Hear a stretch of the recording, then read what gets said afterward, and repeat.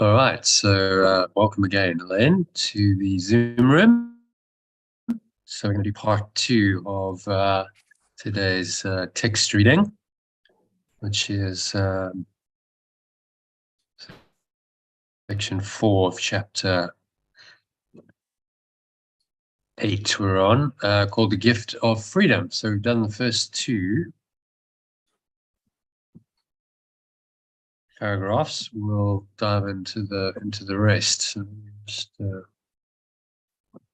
share my screen.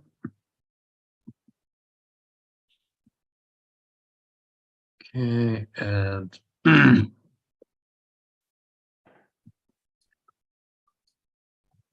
and going, oh, that's sweet. How the kittens doing?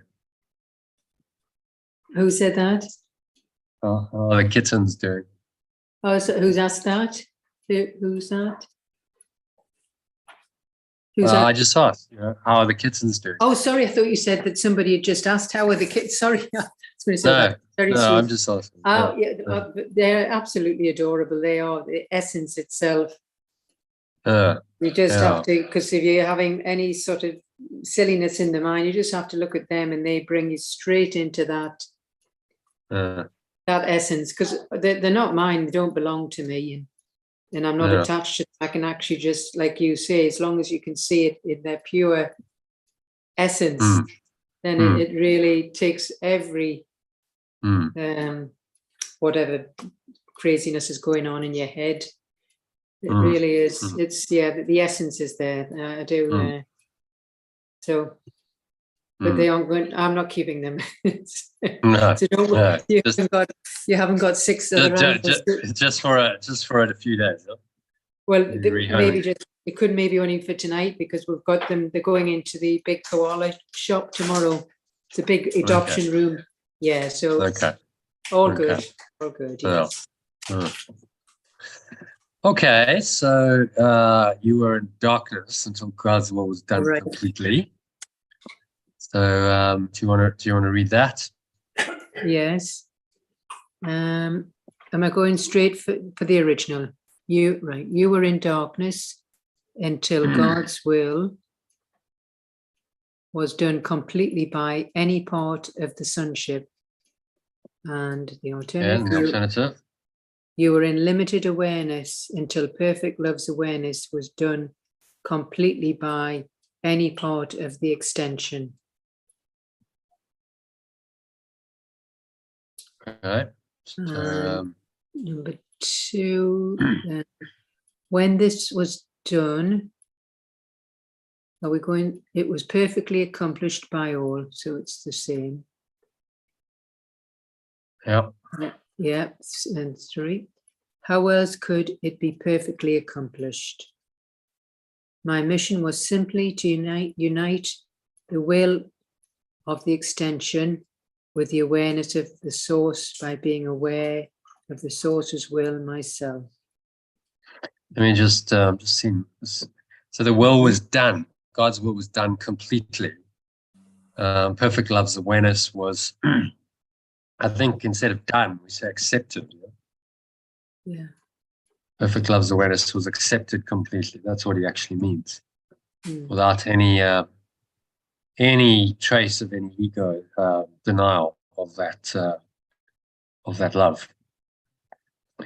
Perfect love's awareness was accepted completely by any part of the extension. Okay, so my mission. So he's talking about himself as Yeshua. Yeah, my mission was simply to unite the will of the extension with the awareness of the source by being aware of the source's will myself. And so that was unite the will of the sonship with the will of the Father by being aware of the Father's will myself. So that's the translation. Unite the. So we'll change will to awareness. Awareness of the extension with the awareness of the source by being aware of the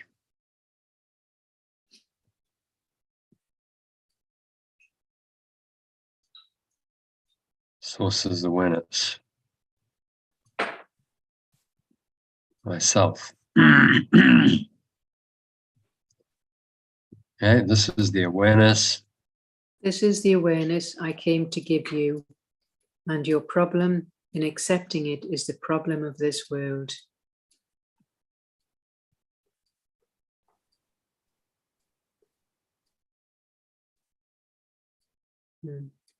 Yeah. Yeah. So Dispelling. that's a succinct summary of the problem of the world. So this awareness, our problem in accepting it, we deny this awareness, is the whole problem. It is. Understand that. Okay. And dispelling it is salvation. Dispelling it is salvation. And in this sense, I am the salvation of the world. So when you dispel it, it's awakening. And in the sense, I am the salvation of the world. Yeah. I am the awakening. Right. Yeah. I understand that. So he's the archetype. But the powerful thing about someone like Yeshua is he becomes the archetype for everyone's awakening. Because if he could do it, then we can all do it. You were in limited awareness until perfect love's awareness was accepted completely by any part of the extension. So when he accepted it completely, he did it for all of us because he became the archetype that this is possible, this can be done. And then slowly but surely, it will play out over time. You know, it's taken 2,000 years already since his life and example on this planet. But that's a very short time in the whole at-one-ment. In the time span, it's just a click of a finger. And given that this whole dream has been going for 15 billion years, it's nothing. You know, so it's very new that one mind came into this awareness, did it, he becomes the archetype for everyone to do it. That's what he's really saying. And in time, that'll play out. Doesn't just happen instantly, but because he's done it, we can all do it. Yeah. Which is very encouraging. He's showing us that it's possible. It's a case of when for each of us. But you can't when, you know, the only question is, what are you going to decide to do now? So instead of saying, well, when am I going to be enlightened? The better question is, well, what am I choosing right now? Because if I'm saying, when am I going to be enlightened? That question implies that I'm not enlightened now, doesn't it? So I could actually be enlightened now, but when you hear of the enlightened experience, they all sound like it's wordless, it's unbelievable. You can't describe it, the happiness. And well, I can honestly say I haven't experienced that yet. So, you know, in time, that'll play out for you. And experiences will come when you're ready, because that's how it works. You know, the mind, each mind learns it at its own pace, in its own time, in its own way. But because he did it, it's a done deal that we will all do it. At some point. We will all follow in his footsteps, which is very comforting. So the reason why I've chosen, and I guess everyone who's studying the course has chosen this path, is because you're following someone who's actually done it. He's not human anymore. He has actually escaped from the matrix. And he's shown the way to all of us how to do it. And now he's given us a very detailed mind training course to say, this is how I did it. So you follow in this way and you can do it too. And his credentials are impeccable. You know, as a spiritual teacher, given the story, you know, of what he did, the miracles, the resurrection, there isn't really a better qualified person in my view, because there's no one who's done that. As far as we know, no one else has ever resurrected. So, yeah, he overcame the ego's biggest seeming reality, which is death, and said no, you know, but demonstrably showed us that death isn't true, isn't real. So he's the awakening of the world. He's the archetype, and we follow his way. I'm the way, the truth, and the life. The only way to the Father is through me, he said. We follow the way he's laid out for us in this course, in a very detailed course, then we can't fail. Unfortunately, we have this course available to us.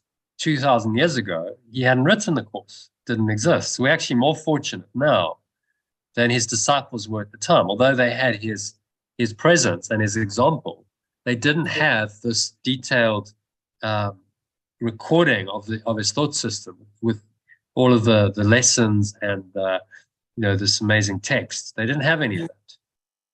So they just relied on what he said, and then afterwards, often that memory fades, and often they didn't really understand what he said. His parables just scratch the surface, really. And what came was much deeper. Was this mystic awareness that he had, and many of them didn't have it. They weren't quite there. So it's amazing how it came through that one The world lady. must therefore despise. Yes, the world must therefore. Yeah, it's amazing how it came from that lady, Helen Schumacher. I can't the surname. Helen came Schumacher. through her, her channeling, through her channeling, not through her, but so it's quite an amazing. Well, it's all part of that one-ment. So the Course in Miracles is the continuation of Yeshua's story. 2,000 years ago, he was here. He lived. He had a life that has inspired many. It's the start of the whole Christian religion. And now 2,000 years later, he said, no, the job's not even nearly done. One-ment continues. So I need to come back via this course and ascribe it. I don't need to come back physically, because that's not going to be helpful. Imagine if he showed up physically and said, oh, well, here I am. I'm back.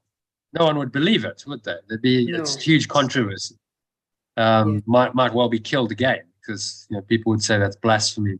So much more intelligently, he's gone, okay, well, I don't need to come physically. I just use a channel that's already there. He chose Helen Schuckman, because she obviously had some ability to scribe it, and she was an intellectual, and he knew that her and Bill Thetford would do a good job of it, because they were academics and they knew about writing papers and stuff, that they wouldn't take it lightly. They would actually do the job, and they would get it published.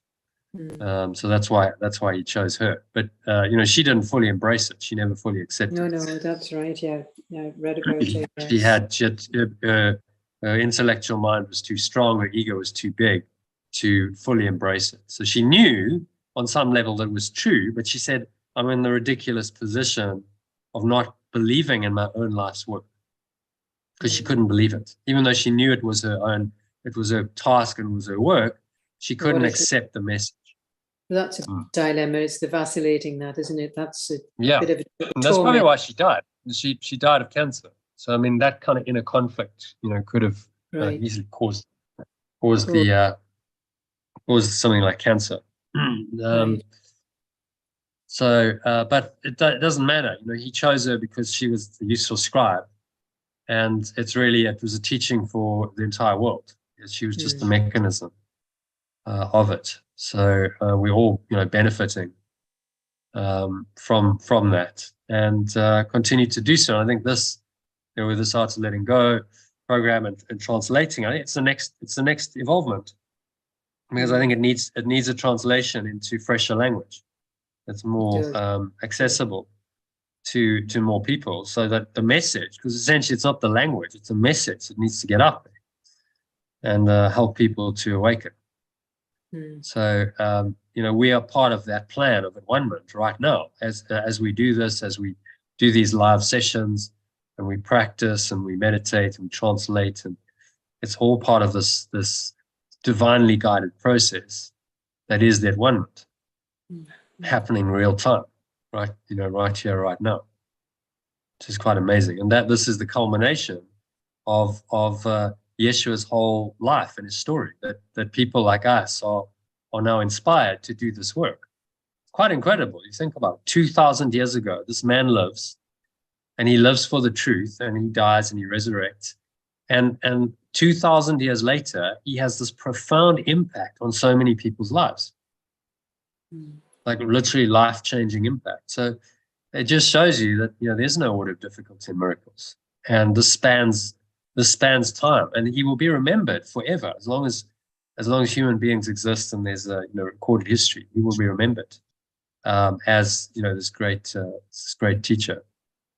So we're very privileged. You know, I think this is your first lifetime where this kind of teaching is available, because the course wasn't scribed. I was born in 1973, which is when the course was finished, and then it was published in 1976. So, you know, I haven't had access to it before, and you know, no one has in another lifetime. So this is the first lifetime that this incredible teaching is available, and that we can study it in such detail. And I believe if you do it properly and you really study it and you dedicate yourself to learning this, that's it. You know, you can do it in one lifetime.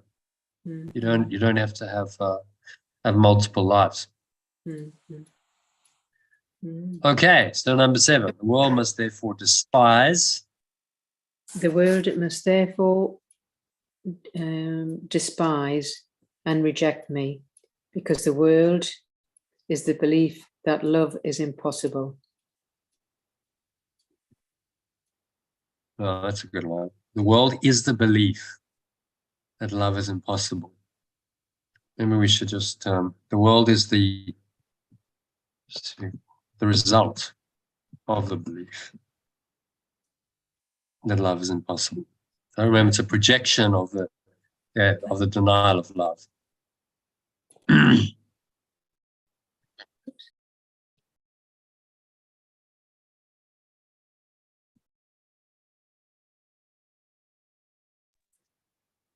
Right.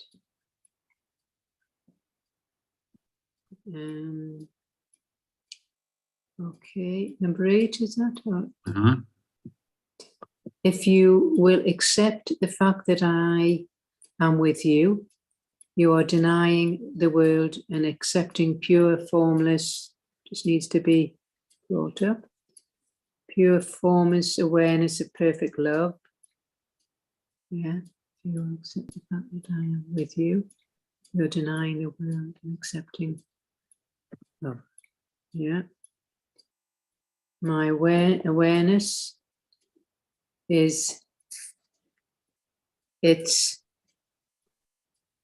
My awareness is its awareness. Let's simplify awareness.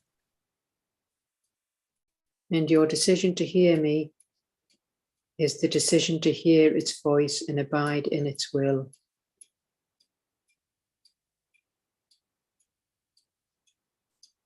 And abide in its will, so abide in its awareness. That sounds better. Maybe instead of abide, we can make it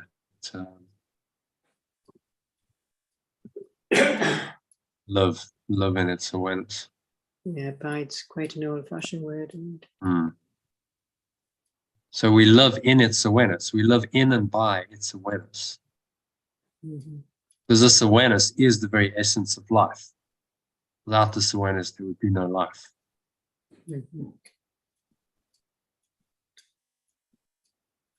And as pure, formless awareness of perfect love sent me to you, so will I send you to others.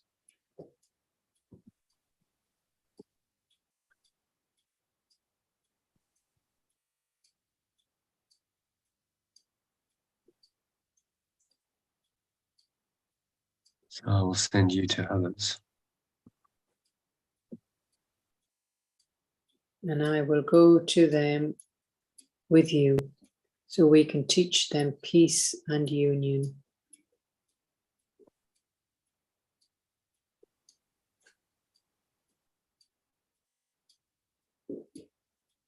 Yeah, nice. Go to them with you. Teach them peace and union. So he's with us, saying, I will go with you. Because his mind is our mind. You know, the Christ mind, one self, is our own true self. So he's with us whenever we identify with that self.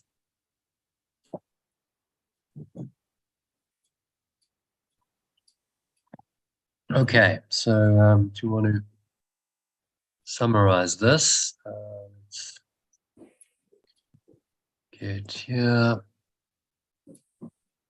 This one is it? Okay, so what is he saying here in summary? Well, we were in limited awareness until perfect love's awareness was accepted. And when this was done, it was done very well, perfectly accomplished. And our mission is simply to unite the awareness with the extension, with the awareness of the source. And it was the awareness came to give to us. And our problem is accepting it is the problem of this world. Yeah, it's a couple of really good lines here. You know, your problem in accepting it. So that would actually should be a capital, really, capital it. Mm-hmm. Is the problem of this world. So that's very profound. There's only one problem, and that's that we don't accept this awareness.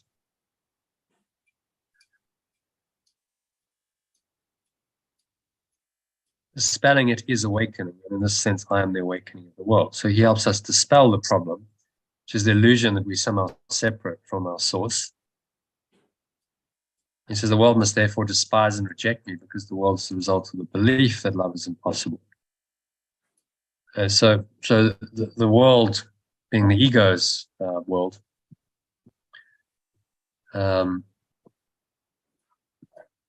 if I could do some translation,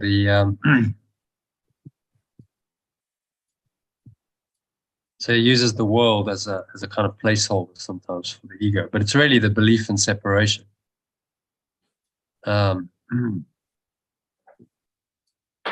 Belief in separation,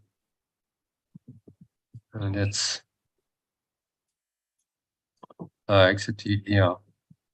belief in separation and its world must therefore despise and reject me because the world is the result of the belief that love is impossible.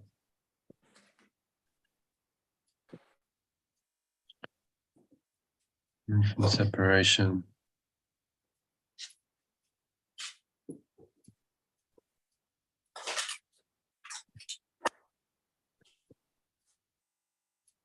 The world is the belief and result of the belief that love is impossible. Some great lines in here. And then he says, if you accept the fact that I am with you, you are denying the world and accepting pure formless awareness of perfect love. My awareness is its awareness. Our decision to hear me is the decision to hear its voice and live in its awareness. So when we listen to him, we unite our minds with our source. And then he's saying, well, you'll carry on, you'll help us to carry his mission to others. So I will send you to others. So whoever you meet, it's a holy encounter. Yesterday's teaching was all about the holy encounter. It's a holy encounter. You've been sent to others. You're meeting them for a reason. Mm-hmm. Mm-hmm. And I will go to them with you so we can teach them peace and union. Mm-hmm. So he's with us in this undertaking, and we cannot fail because he's done it. You see, he's the archetype. He's done it. He's accomplished it. So because he's done it, we can't fail because he's going to show us the way, and he's aiming to help us to become like he was, like he is. Mm-hmm. And he will forsake us. You know, only we can deny Yeshua and spirit. But even in that denial, it's always there. It's just waiting for us to come back and accept it. Okay, so summary done. Let's have a look at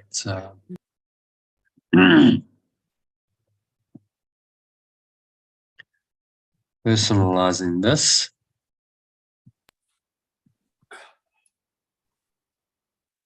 So I am in limited awareness. I was in, you were in. So I was in limited awareness. Yep. Until perfect love's awareness was accepted completely by any part of the extension. When this was done, it was perfectly accomplished by all. How else could it be perfectly accomplished? My mission was simply to unite the awareness of the extension with the awareness of the source by being aware of the source's awareness myself. Not awareness is in there. That's his mission, Yeshua's mission also. Yeah. Right. Was simply to unite the awareness of the extension with the awareness of the source by being aware of the source's awareness myself. Oh, that's got to. Lots of awarenesses.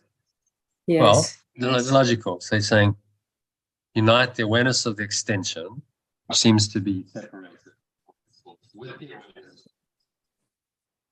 the will of God. Remember, the original is the will of God. By being aware of the source's awareness myself.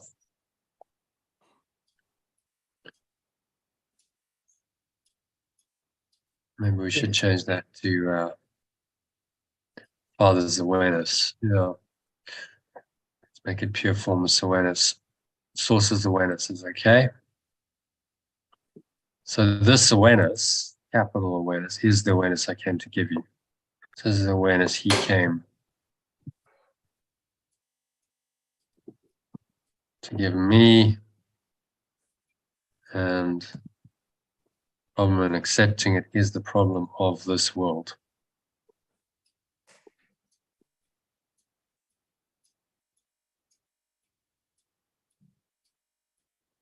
Spelling it is awakening.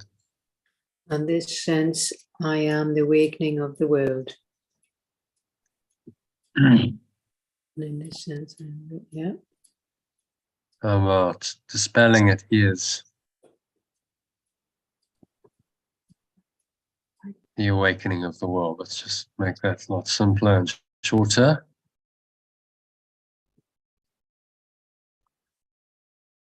So the belief in separation and its world must therefore despise and reject me.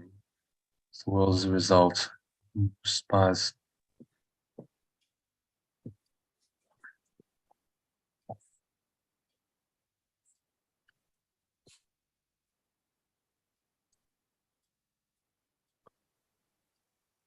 Because the world is a result of the belief that love is impossible. If I will accept the fact I am with myself. No, that he is. That he is So with accept me. the fact that Yeshua, he is with me. With me. Yeah, Yeshua is with me. Should we say Yeshua again? Yeah. I'll accept the fact. If I, let's check out the world. If I accept the fact that Yeshua is with me, I'm denying the world and accepting pure formless awareness of perfect love, accepting God. Yeah. So when we unite our minds with his, we choose him as our teacher and our guide, then we are denying the world and accepting God, pure formless awareness of perfect love, into our awareness. Mm-hmm. So his awareness is its awareness. And my decision to hear him the decision to hear Yeshua's voice. Its Yeah, voice, so decision to hear its voice. So its voice. capital I is the awareness's voice, Okay. which is the Holy Spirit. Yeah. Yeah. So the And capital I signifies that we're talking about the Holy Spirit of God. Yeah. Decision to hear its voice and live in its awareness. Yeah. As pure formless awareness of perfect love sent me to him. Send him To me. to me. Yeah. Yeah. So I will send him. So he will send me to others. to others. Yeah. And I will go to them. No, I will go to them with me. Yeah. So we can teach them peace and union.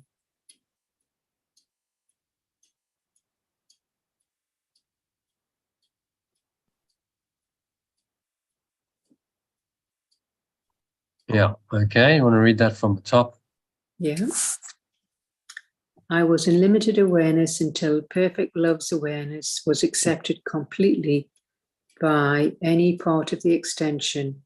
When this was done, it was perfectly accomplished by everyone. How else could it be perfectly accomplished? Yeshua's mission was simply to unite the awareness of the extension with the awareness of the source by being aware of the source's awareness myself. This is the awareness he came to give me, and my problem in accepting it is the problem of this world. Dispelling it, the awakening of the world. The belief in separation and its world must therefore despise and reject Yeshua, because the world is the result of the belief that love is impossible. If I accept the fact that Yeshua is with me, I am denying the world and accepting pure formless awareness of perfect love. His awareness is its awareness, and my decision to hear him is the decision to hear its voice and live in its awareness. As pure formless awareness of perfect love sent him to me, so he will send me to others, and he will go to them with me, so we can teach them peace and union. Turn that down. Okay. So you're happy to read that slowly, or would you prefer I do it?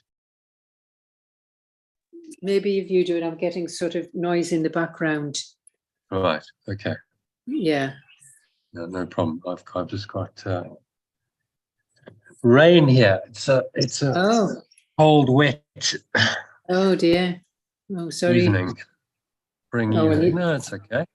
Well, I'm we've indoors. I'm in a nice house. Actually, I was just going to say that's nice listening to the rain if you're indoors. Mm. But we've got a bit of a sandstorm again. So yeah, it's quite yeah. So is it hot there? Oh, it's hot, but it's just very warm. But it's just that's like I say, sandstorm. Mm. Luckily, we don't get too many of those. So okay. So you just stay indoors when there's a sandstorm? Well, you can still get out. It's just not very pleasant if you're walking the dogs because you've got sand blowing in your face. Right. Yeah. But luckily, as I say, it's not often, so can't grumble. Mm. Okay, so just make yourself comfortable. Take a nice deep breath in and out through the nose. And just allow these words to come in. Just drop into your awareness, and going to repeat after me in the gaps that I leave these powerful words from Yeshua.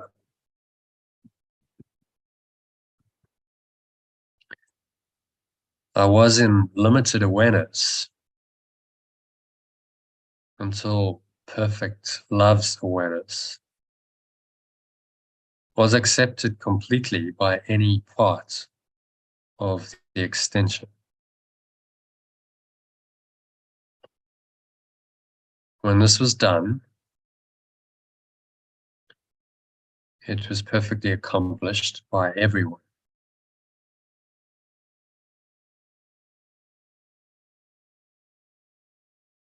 How else could it be perfectly accomplished?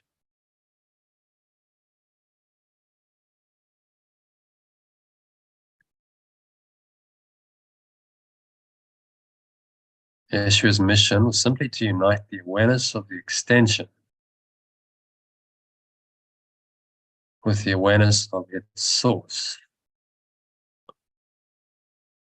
By being aware of the source's awareness himself.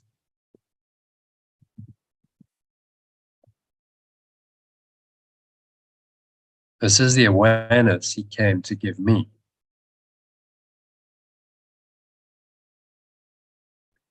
And my problem in accepting it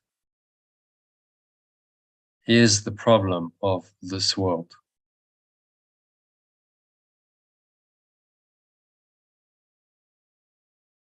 Dispelling it is the awakening of the world.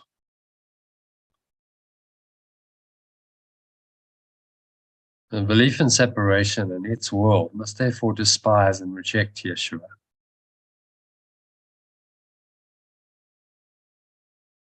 Because the world is the result of the belief that love is impossible.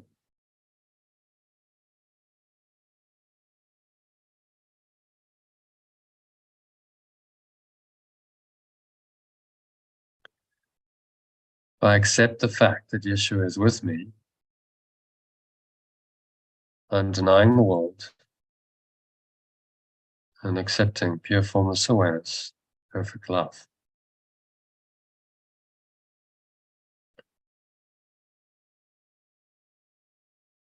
His awareness is its awareness. And my decision to hear him is the decision to hear its voice and live in its awareness. As pure formless awareness of perfect love sent him to me, so he will send me to others. And he will go to them with me, so we can teach them peace and union. And so it is.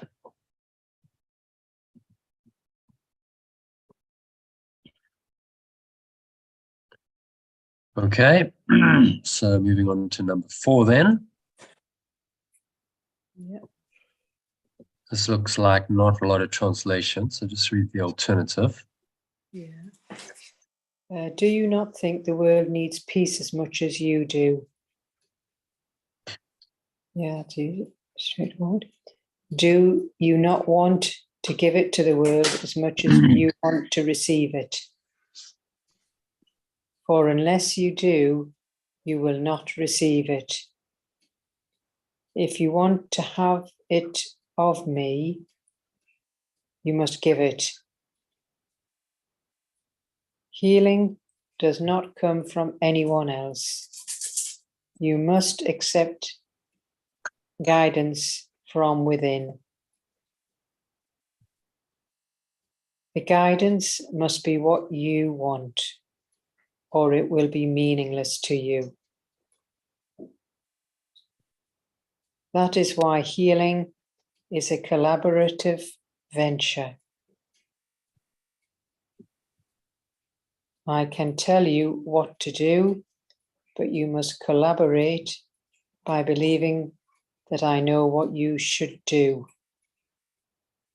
Only then will your mind choose to follow me. Without this choice, you could not be healed because you would have decided against healing. And this rejection of my decision for you makes healing impossible. Okay, so what is he he's saying here in summary?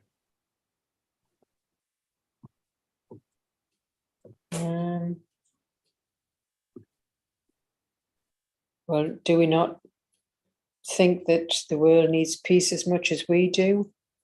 And do we want to give it to the world as much as we want to receive it? Unless you do, you will not receive it. So if you want to receive it from him, you must also give it. And healing does not come from anyone else. You have to accept the guidance from within. And it must be what you want, or it's going to be meaningless. And only when your mind chooses to follow, and without this choice, you could not be healed, because you would have decided against healing. And of course, this rejection of my decision for you makes healing impossible. So,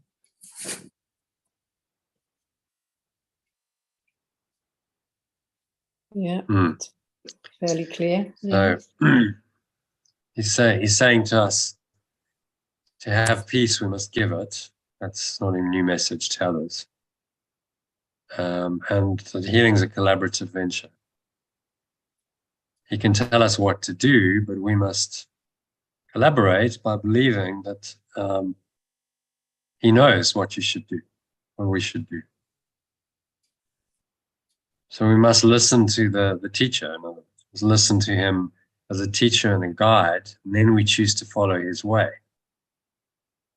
Yeah. If we reject his message, then we've chosen not to be healed and decided against healing. This rejection of my decision for you makes healing impossible. So he's offering us the at-one-ment. He's saying, but you have to accept it. And we have so-called free will. So it's up to us to choose to accept it or not. Which most If of we us keep denying it, he can't help us. Yeah. Well, I don't think we're denying it. It's a case of, just getting used to this new thought system. The ego's, very loud. Yeah, well, when you listen to it, so when the ego comes in, and that voice comes in as the denial of healing and love, then our job is to listen to the voice for peace, Yeshua's voice, Holy Spirit, the Christ mind, whatever you want to call it, voice for sanity that's saying, no, there's another way here. You don't have to listen to this crazy voice.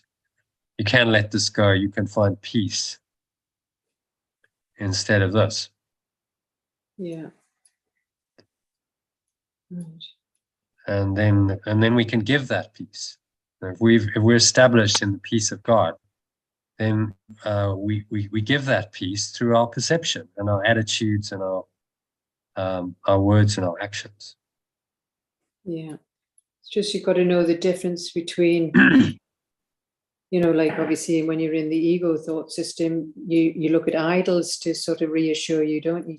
Psychological comforts. So you have to decide, is that coming from the Holy Spirit or the ego? Because the ego will give a different magic, this will help, whatever. So it's knowing which thought system it's coming from. So that's again the level of confusion, I guess. Yeah. Yeah, we get confused. We think that the ego is our true voice and we should follow it. Otherwise, we wouldn't follow it, would we? Yeah. So he has to come into that thought system and tell us that the ego is actually rubbish and it's a lie, and that we should listen instead to his voice. The voice of the true self and the Holy Spirit. But he's speaking to us as the teacher in this course. There's a direct teaching that's going on when you read his words. Yeah. But it may not come in words or whatever. It's it's quite a thing, this new thought system, there's no doubt. Yeah, it's a total transformation of your mind and your life. It's a different way, 180-degree opposite way from the ego. So you're going in the opposite direction. So that means every belief you had before has to be questioned and undone. That's right. And that's in order when to you accept sort this of, new thought system. and then this is then when you come to the confusion and, you know, the fear or whatever you want to call it, because you've always relied on this or this to help you with that or that, if you get what I mean. So it's really, yeah, very, a lot of undoing. Yeah. Yeah, we've relied on magic, no magic solutions to do this. But the magic's not going to cut it. Not like it used to, yeah. You know, it's like I say, if you had a wound or something, you think, okay, well, I'll go and get some magic to heal that. But now it's all a question. But I think you still need to go and use magic a little bit, yeah? Like we were discussing, you know, with Jackie's son having diabetes, he still needs his medication, of course, I think. Well, if the mind is inaccessible to the environment, then yes. As you know, we saw this afternoon, we read that little section on healing. We said, you know, if the mind is inaccessible to the environment because it's too fearful, then a compromise approach can be necessary. But ultimately, you know, there is no order of difficulty in miracles. There's nothing that can't be done if you come into your right mind. So every disease can be healed, every condition. I mean, he resurrected his entire body. See, I mean, there's a demonstration there. Like, okay, so his body's dead. It's been dead for 48 hours or something, and yet he can, you know, resurrect and come back. Well, if that's possible, then anything's possible, isn't it? Anything is possible. Of course, yes. So these you know, it just seems to be a fixed projection. You see a disease or something, and it seems to have a reality, but it's actually just a projection of the mind. It's a result, an effect of a false belief system. When you correct that false belief system genuinely, then the effects have to disappear because they're effects and not cause. And so that's why anything can be healed. Why there's no order of difficulty in miracles, because you can always correct your mind. You can change your mind, always. And then that often will have observable physical effects. We would call healing if it's in the physical body. Yeah. But he's really saying, look, you must follow me. Yes. You must, I'm your teacher. Follow my guidance, follow what I'm saying, and don't make exceptions. It's very tempting to go, well, I'm kind of doing the course, but I don't like that bit of advice, so I won't follow that. Right. And then I still think I'm following the teachings. But it's an all or nothing deal. Saying, well, if you believe in the ego in any way, shape, or form, then you have to accept its whole thought system. So the moment you enter into that thought of separation in any way, shape, or form, you have to accept the whole of it. And it will try and get you to do that. You know, one thought of separation leads to another one. Yeah. So we go, well, that's harmless, but it's not, because each thought of separation takes us away from the truth and down the ladder of separation, and one thought leads to another. True. And this is how we get so lost in the dream world. Yeah. Because one thought of separation leads to another, and we come down the ladder of separation that way. So yes, so really all this undoing, though, initially can be quite painful, because your thought system that your so-called thought helped you is really we you have realize to get rid of a pack of lies. I mean, that's quite traumatic. So I thought I knew what was going on. I thought that my thought system was correct, and actually I've been told here that none of it's true. It was all a pack of lies. I was believing falsely. My entire identity that I believed in doesn't really even exist. So I don't even really exist as any kind of separate person. Well, that doesn't push a few buttons and challenge you, but I was going to say very challenging. very challenging. I imagine painful for many. Yeah, to come out of what we're used to. Yes, believing in So magic. an existential anxiety, really. Yes, that's the word. That's the word. Yes, you hit the nail on the head there. Who am I then? And the ego, because it's so fragile, the ego really will suffer that as you question it. It's kind of a very twisted, distorted entity that's being undone, and it's like dying pain. It's like screaming and writhing pain because its whole existence is now being shown to be false. And it'll squirm and it'll squeal and it'll wail because it's dying, being undone, and it doesn't want to do that. It's a necessary process. You have to go through that, and you have to be willing to go through the difficulty that entails. It's like withdrawal symptoms. And think of it in some ways. It's quite useful to think of us as addicts of the world, right? So we're all addicted to the world. There's something that we've got hang-ups about or addicted to or whatever it might be. Yeah, absolutely. So it takes many forms for different people, but the single addiction is the world. We're addicted to the belief in separation and the world that is its effect. And that addiction plays out in many ways for different people, but that's the problem. We're addicted to the world. So we're all addicts.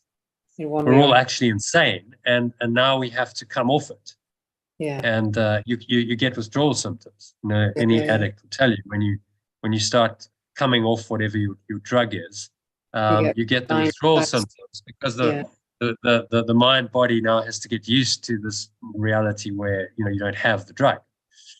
So in the same way, we have to get used to the reality of not having the world and all of the things of the world that are our addiction. Letting that all go. So it feels like you're losing something. Yeah, is that but actually what you're losing was never true. No. What you're losing was only tormenting you. It's like a slow poison, tormenting your mind and ultimately killing you. And this has been happening over and over and over again. Many, many lifetimes you've been doing this. Yeah. So why would you defend that thought system? It's killing you slowly. Yeah. And painfully. Causing maximum suffering in the process. Why would you want to defend it? Why would you just go, okay, it may seem to be painful, but actually I'm letting go of what's never served me. This thought system has never truly served me. It's always betrayed me. So what am I hanging on to it for? There's no value in it. There's no use in it. Yeah. But even even like Sally, who's, advanced and pretty much, I would say, enlightened, but even her ego the other day had started to kick up. Didn't she say that she had some funny strange feeling through the night or something? And she's well advanced on the journey, so Sally's trying to get used to living in a different way, without the ego. Just pure formless awareness. It takes some adjusting because you've had the ego with you for so long. Now suddenly that's not guiding you anymore, and she had nothing to grab onto. I think those were the words she had. It was like thin air and So it was So parts of it are painful. So I have to be ready to have our withdrawal. Yes. Yeah, but if you keep reminding yourself that actually this was never a thought system that helped you, that benefited you. No. So you're actually letting go of something that is very painful and hurtful. Then there's why are you sad? Why any kind of withdrawal or sense of loss? You're just letting go of the idea of loss, the thought system of loss. That's what you're letting go of. Yeah. But it does take a lot of learning to do this. He says it takes great learning in the development of trust section, great learning to realize that all things, events and circumstances are helpful. Doesn't matter what the form of them seems to be, they are all helpful to you in your awakening. Mhm. if you can perceive them that way. Yeah. Yeah. Yeah. No, yeah. Okay. That was So clear. let's personalize this.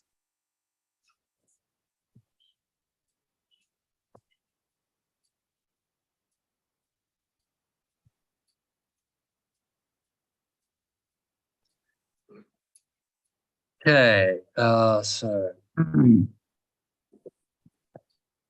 you not think the world needs peace as much as you do? Okay. I Do don't think the world needs peace as much as I do.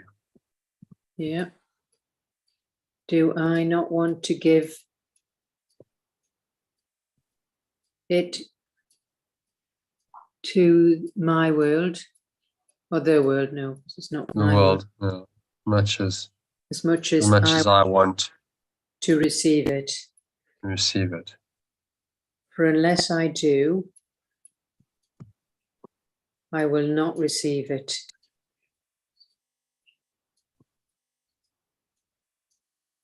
If I want to have it from me, yeah, I must give it. From Yeshua, Mm. I must give it. Healing does not come from anyone else.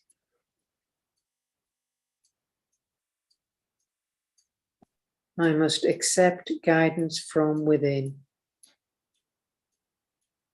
The guidance must be what I want, or it will be meaningless to me. That is why healing is a collaborative venture. I can tell me. No, I can tell. He can tell me, Yeshua. Yeah, Yeshua can tell me what to do, but I must collaborate by believing that I know what I should do. Yeah, what he should, by believing that he knows, What I should do. So he's asking for our trust. He's saying that you need to trust me here. Because I do know, actually, I do know better than you. Yeah. So trust me, listen to my guidance, follow my way, because otherwise I can't really help you. Yeah. If you don't listen to my words, you don't listen to my guidance, then you're listening to the ego.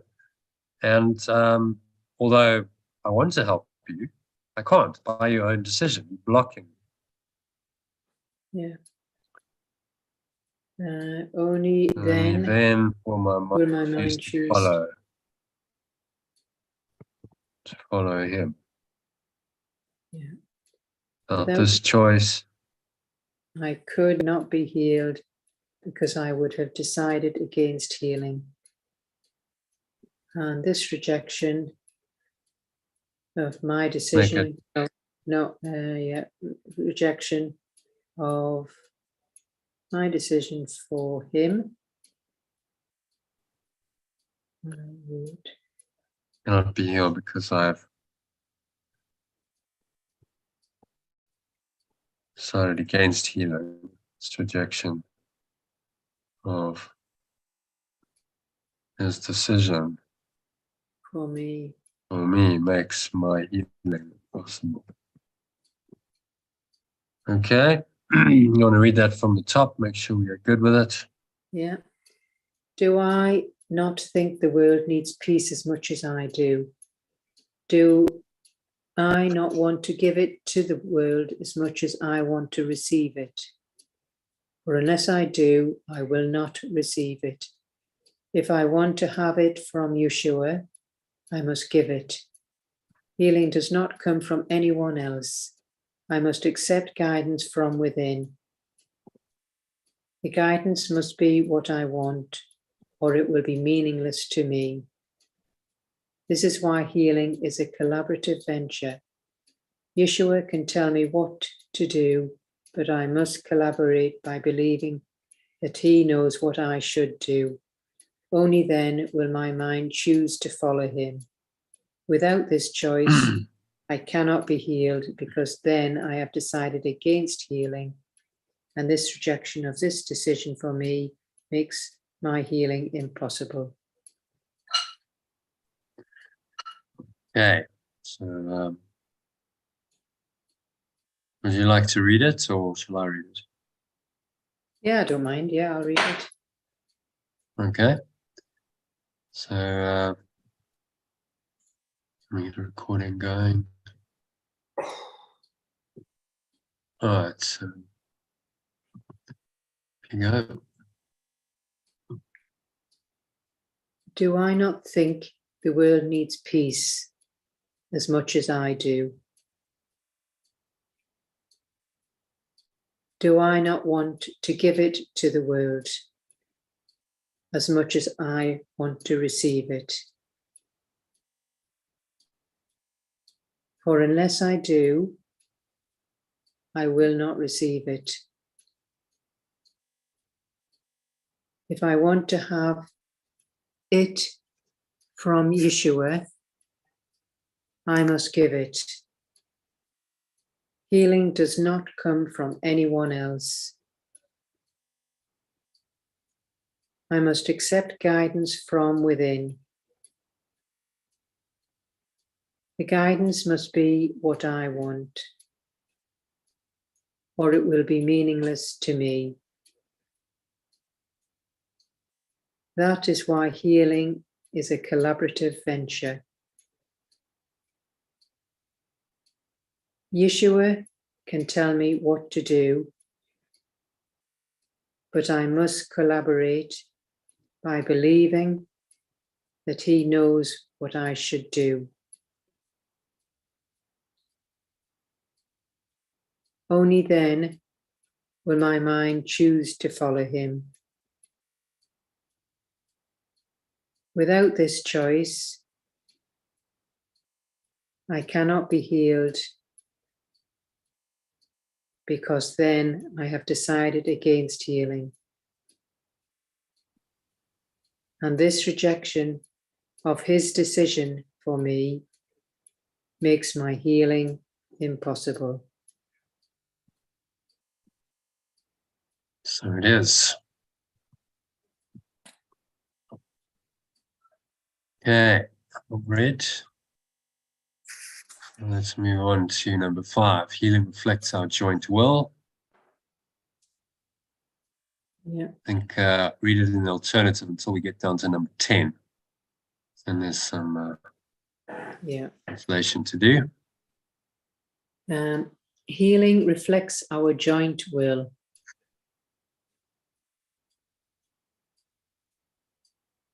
This is obvious when you consider what healing is for. Healing is the way in which separation is overcome.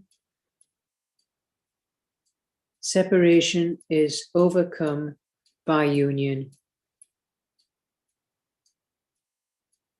It cannot be overcome by separating. The decision to unite must be unequivocal, or the mind itself is divided and not whole.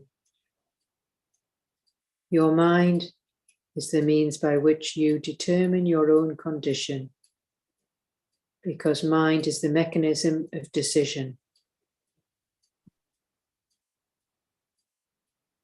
It is the power by which you're separate or join and experience pain or joy accordingly. How would you separate? Yeah. Separate or join. Yeah. My decision cannot overcome yours, because yours is powerful. It's as powerful as mine. And then read the, if it were not so. If it were not so, the sons of God would be unequal. If it were not so, the extensions of pure formless awareness of perfect love would be unequal. Just make that extensions of perfect love be unequal. And all things are possible through our joint decision, but mine alone cannot help you. Your will is as free as mine, and God himself would not be against it. Will not go against it. Not go against it. Yeah. I cannot will what pure formless awareness of perfect love does not will. I cannot will what God does not will. Cannot will what pure formless awareness of perfect love Does not will. I cannot, let's change it, I cannot be aware. Yeah. Cannot be aware of. Pure formless awareness of perfect love.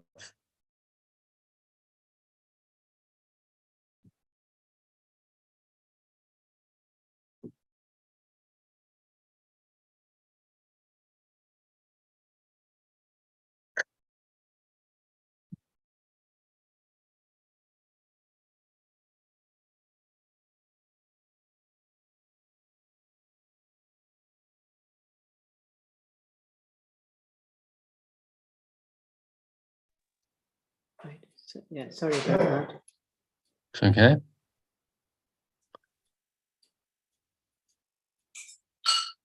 Right. Where were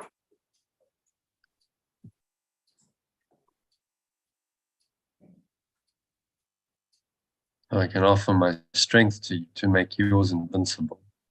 Okay. I can offer my strength to make yours invincible,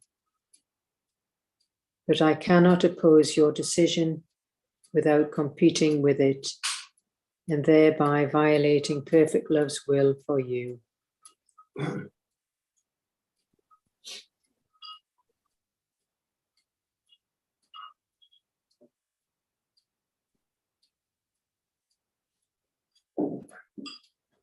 Same perfect love's awareness of you.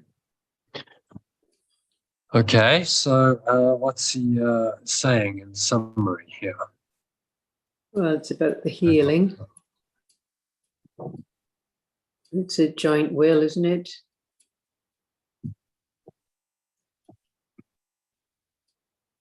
Healing is a way in which separation is overcome.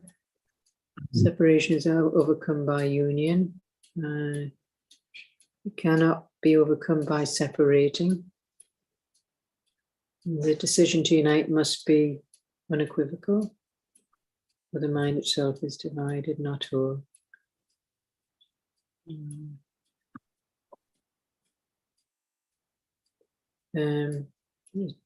Mind is the power by which you separate or join and experience pain or joy accordingly.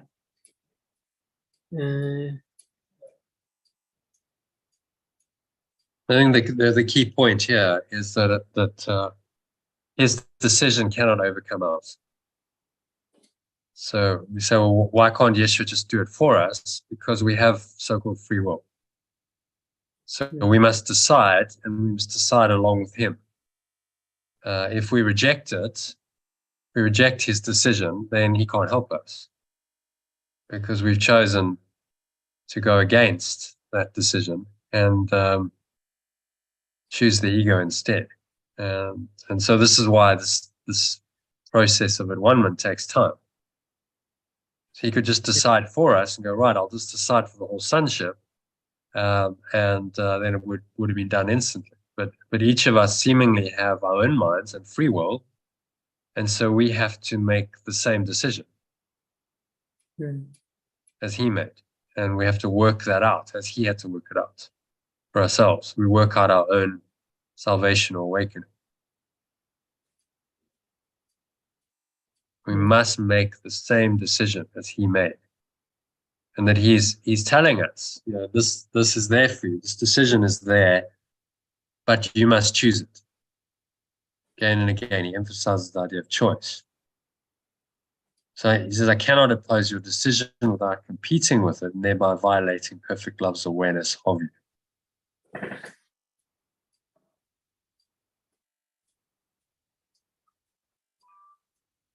Okay, so perfect love's awareness is that we are one.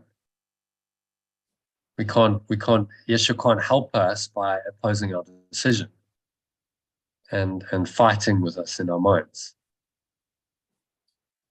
It's up to us to choose his guidance, to listen to the voice of the Holy Spirit or not. Yeah. So I've just had an urgent message from the lady who's gone into the Airbnb. She's got an issue with the oven downstairs. Could I just have 5 minutes just to go and check this lady? Okay. Yeah. Yeah. Sure, and I'll do the personalization. Okay, thanks.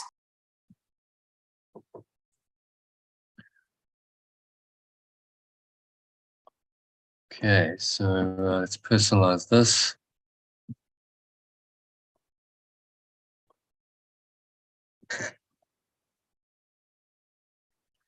Healing reflects our joint will. This is obvious. When I consider what healing is for.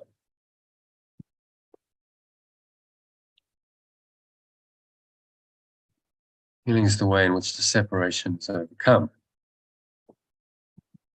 Separation is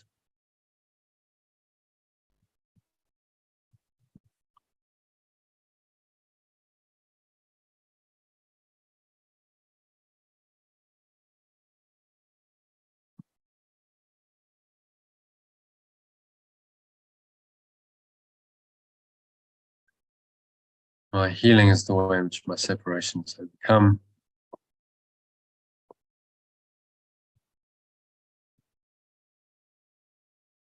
My belief in separation is overcome. Separation is overcome by union. Cannot be overcome by separating, logically.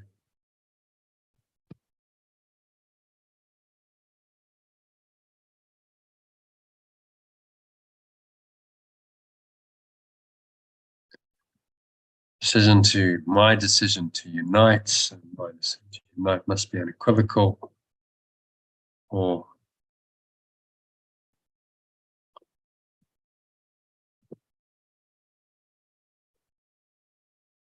my awareness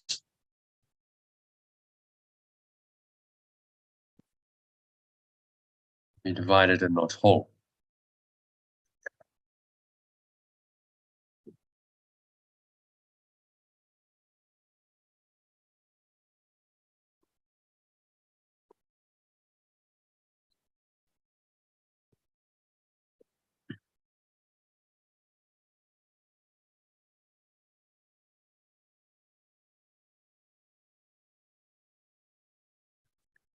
My awareness is the means by which I determine my own condition. Mind is the mechanism of decision.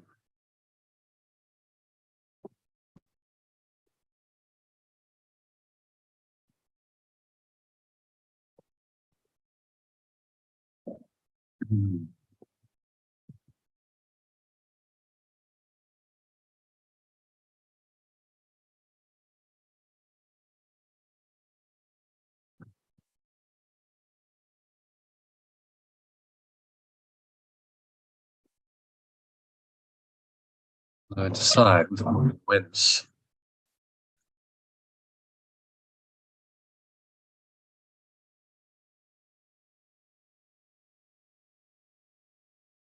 To everything.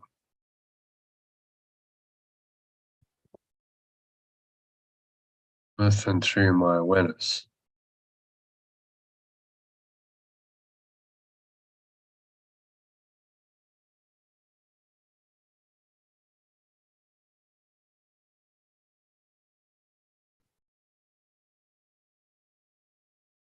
My decision to unite must be unequivocal, or my awareness will be divided and not whole.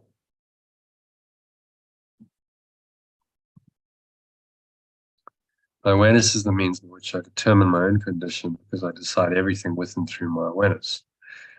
Power by which I separate or join and experience pain or joy accordingly.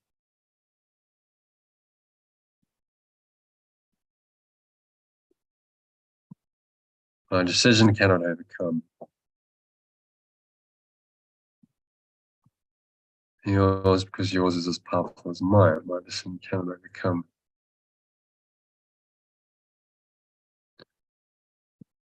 so Yeshua's decision.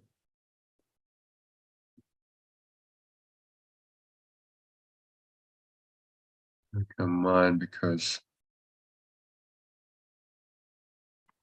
mine is as powerful as his.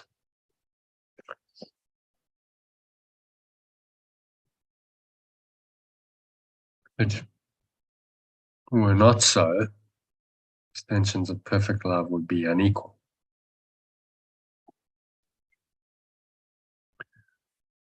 All things are possible through our joint decision, but mine alone cannot.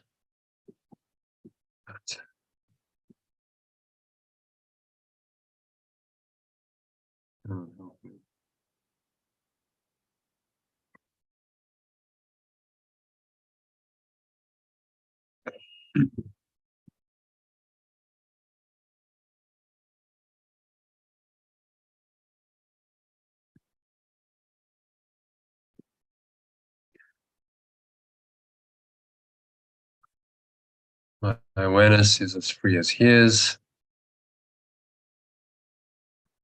Pure formless awareness of perfect love.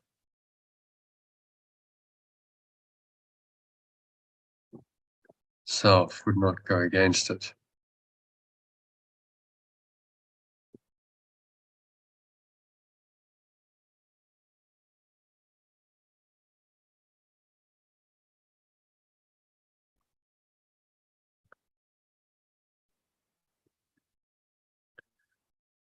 Cannot be aware of what pure formless awareness of perfect love is not aware of.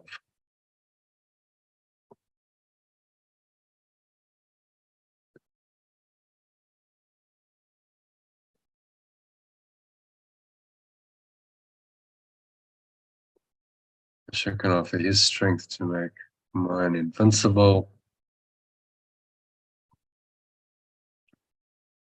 I cannot oppose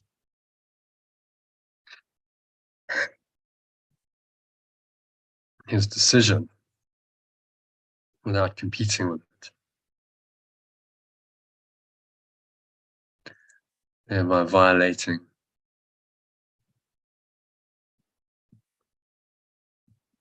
perfect love's awareness.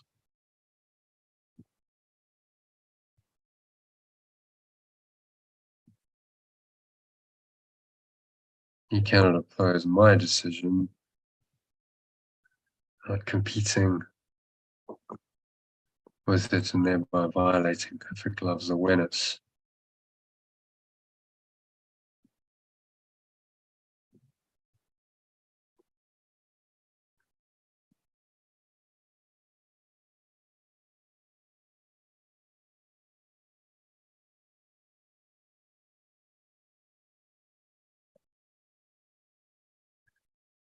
Okay, so healing reflects our joint will. This is obvious when I consider what my healing is for. My healing is the way in which my belief in separation is overcome. Separation is overcome by union. Cannot be overcome by separating. My decision to unite must be unequivocal, or my awareness will be divided and not whole. My awareness is the means by which I determine my own condition, because I decide everything with and through my awareness. It is the power by which I separate or join and experience pain or joy accordingly.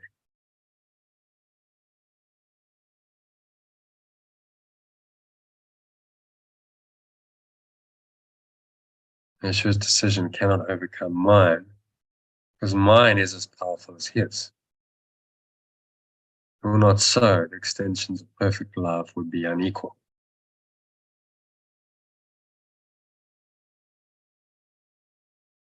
All things are possible through our joint decision.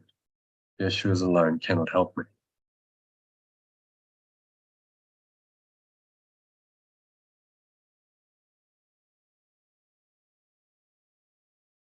My awareness is as free as his, and pure formless awareness of perfect love itself would not go against it. I cannot be aware of what pure formless awareness of perfect love is not aware of. Yeshua can offer his strength to make mine invincible, but he cannot oppose my decision without competing with it and thereby violating perfect love's awareness of me.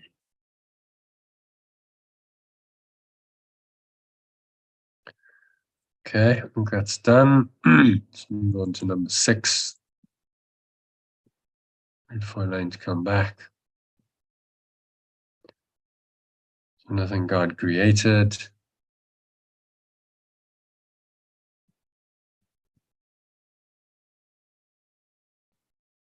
Oppose my decision. There's nothing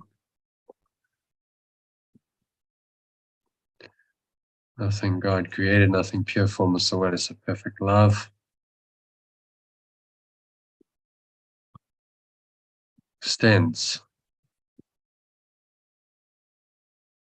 And oppose your decision. There's nothing pure formless awareness of perfect love.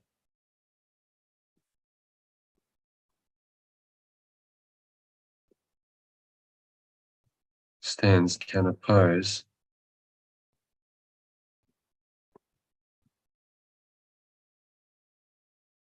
It's awareness.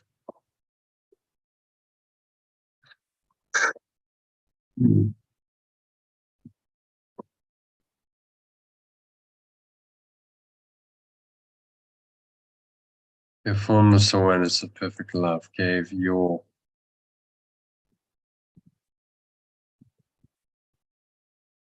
awareness its power.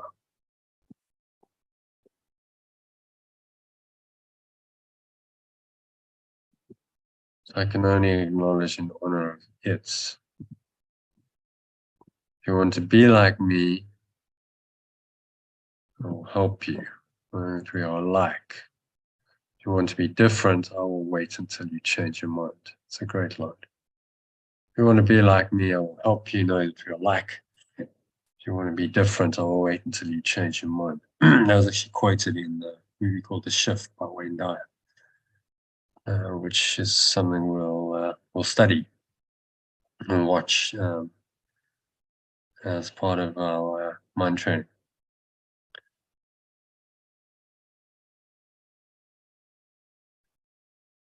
So I can teach you, says Yeshua, but only you can choose to listen to my teaching. How else can it be? Perfect love's state of pure formless awareness is freedom.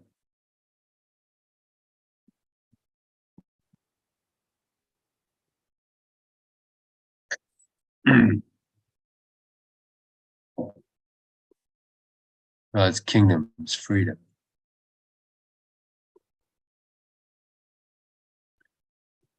Freedom cannot be learned by tyranny of any kind, and the perfect equality of all God's sons cannot be recognized through dominion of one mind over another. Freedom cannot be learned by tyranny of any kind. Perfect quality of all perfect love's extensions cannot be recognized through the dominion of one mind over another.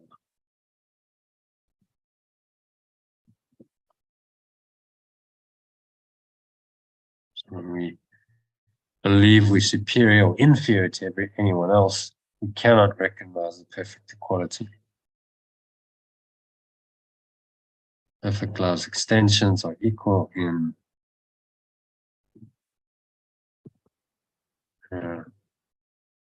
awareness, all being.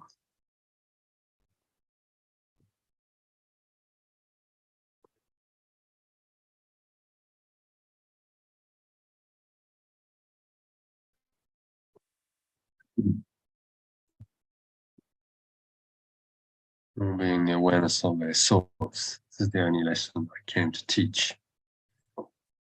Okay, so what is he saying here? Summary. He's saying, paragraph 6, that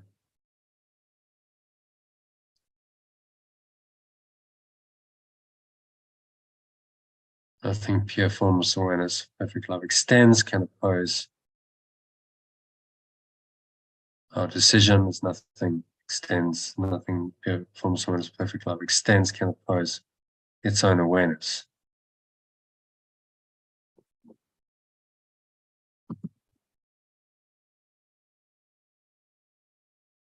Formless awareness of perfect love gave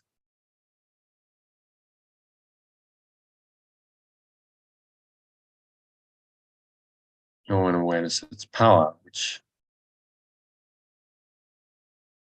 Yeshua can only acknowledge in honor of its. He says, if you want to be like me, I'll help you knowing who you're like. If you want to be different, I'll wait until you change your mind. Which is a great line. Saying, I can teach you, but only you can choose to listen to me by teaching.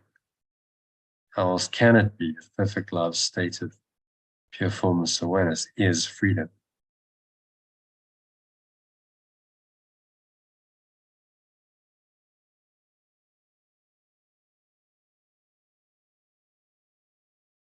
So how can we find freedom except through freedom? Freedom cannot be learned by tyranny of any kind. The perfect equality of all perfect love's extensions cannot be recognized through the dominion of one mind over another. Perfect love's extensions are equal in their awareness, all being the awareness of their source. This is the only lesson I came to teach. So the key message of this paragraph is Yeshua can't really oppose our decision. It's up to us to choose correctly. And that freedom cannot be thrust upon us. We can't learn freedom through tyranny of any kind.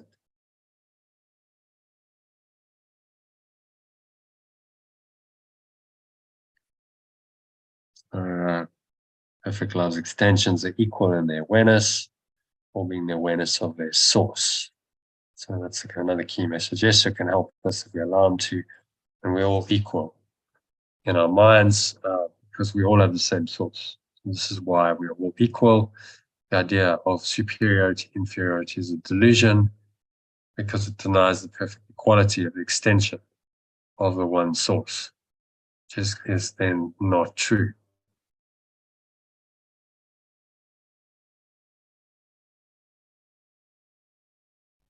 So just personalize this.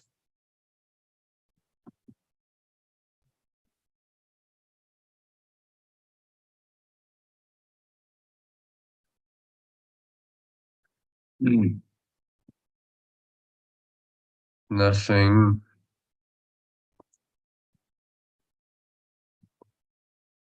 the formless awareness of perfect love extends can oppose my decision, as nothing pure formless awareness of perfect love extends can oppose its own awareness. Fair enough. So it can't really oppose itself. It's a delusion to think that this is possible. Pure formless awareness of perfect love gave your awareness its power, gave my awareness, which I can only acknowledge.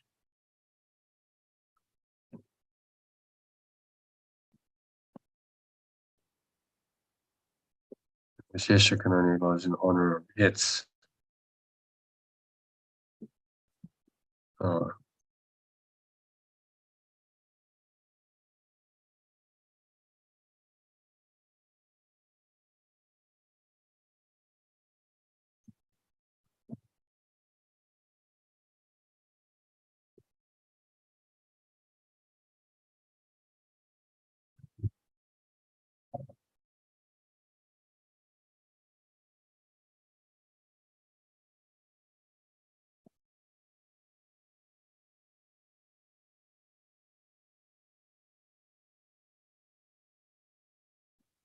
I want to be like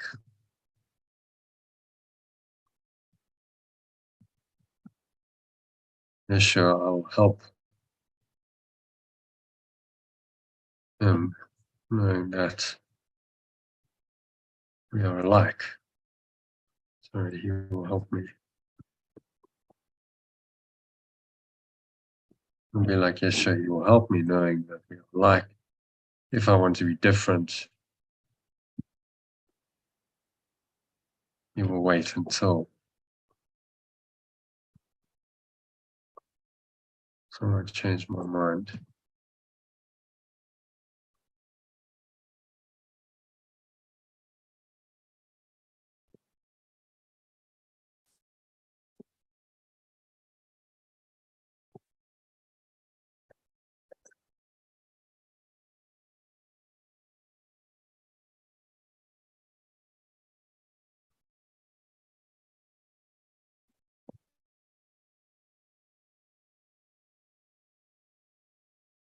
And he can teach me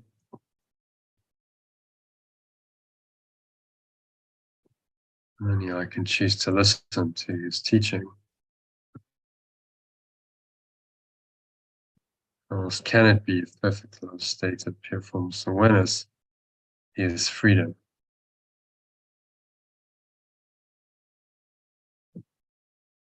Freedom cannot be learned by tyranny of any kind.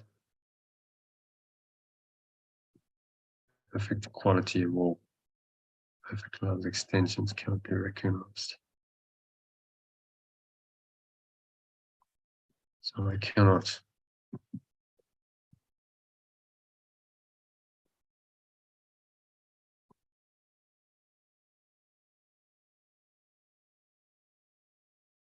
learn freedom by tyranny of any kind. Perfect equality of all perfect love's extensions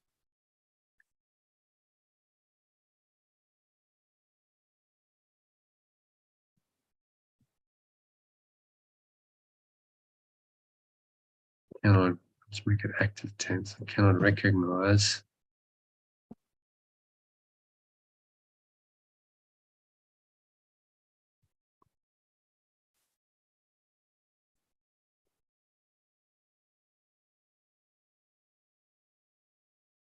perfect equality of all perfect love extensions through the dominion of one mind over another.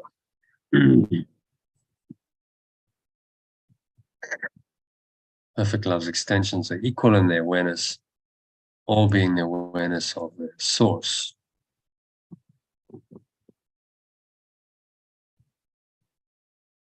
All being the awareness of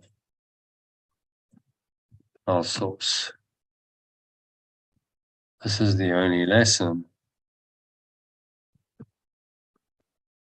Yeshua came to teach.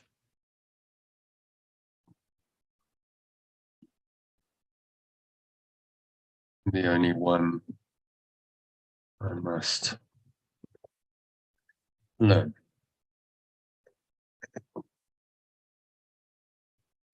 This is really true. Nothing pure formless awareness of perfect love extends can oppose my decision.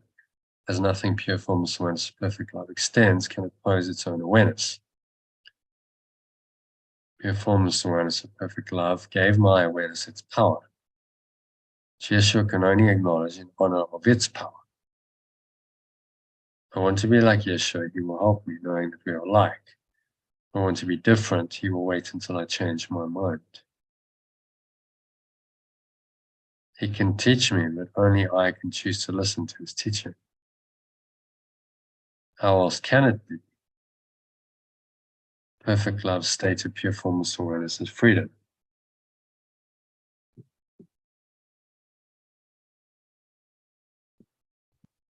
Perfect love state of pure formless awareness and freedom.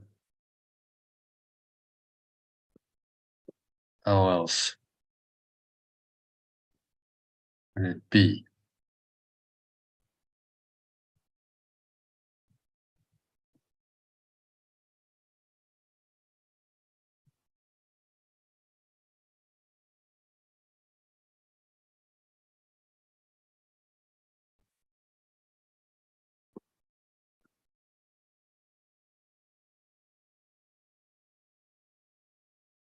Cannot learn freedom by tyranny of any kind.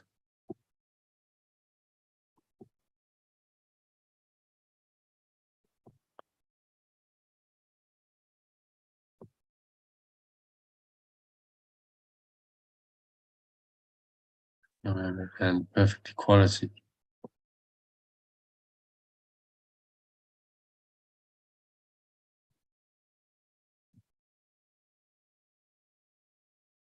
Cannot recognize the perfect equality of all perfect love's extensions through the dominion of one mind over another. Perfect love's extensions are equal in their awareness, all being the awareness of our source.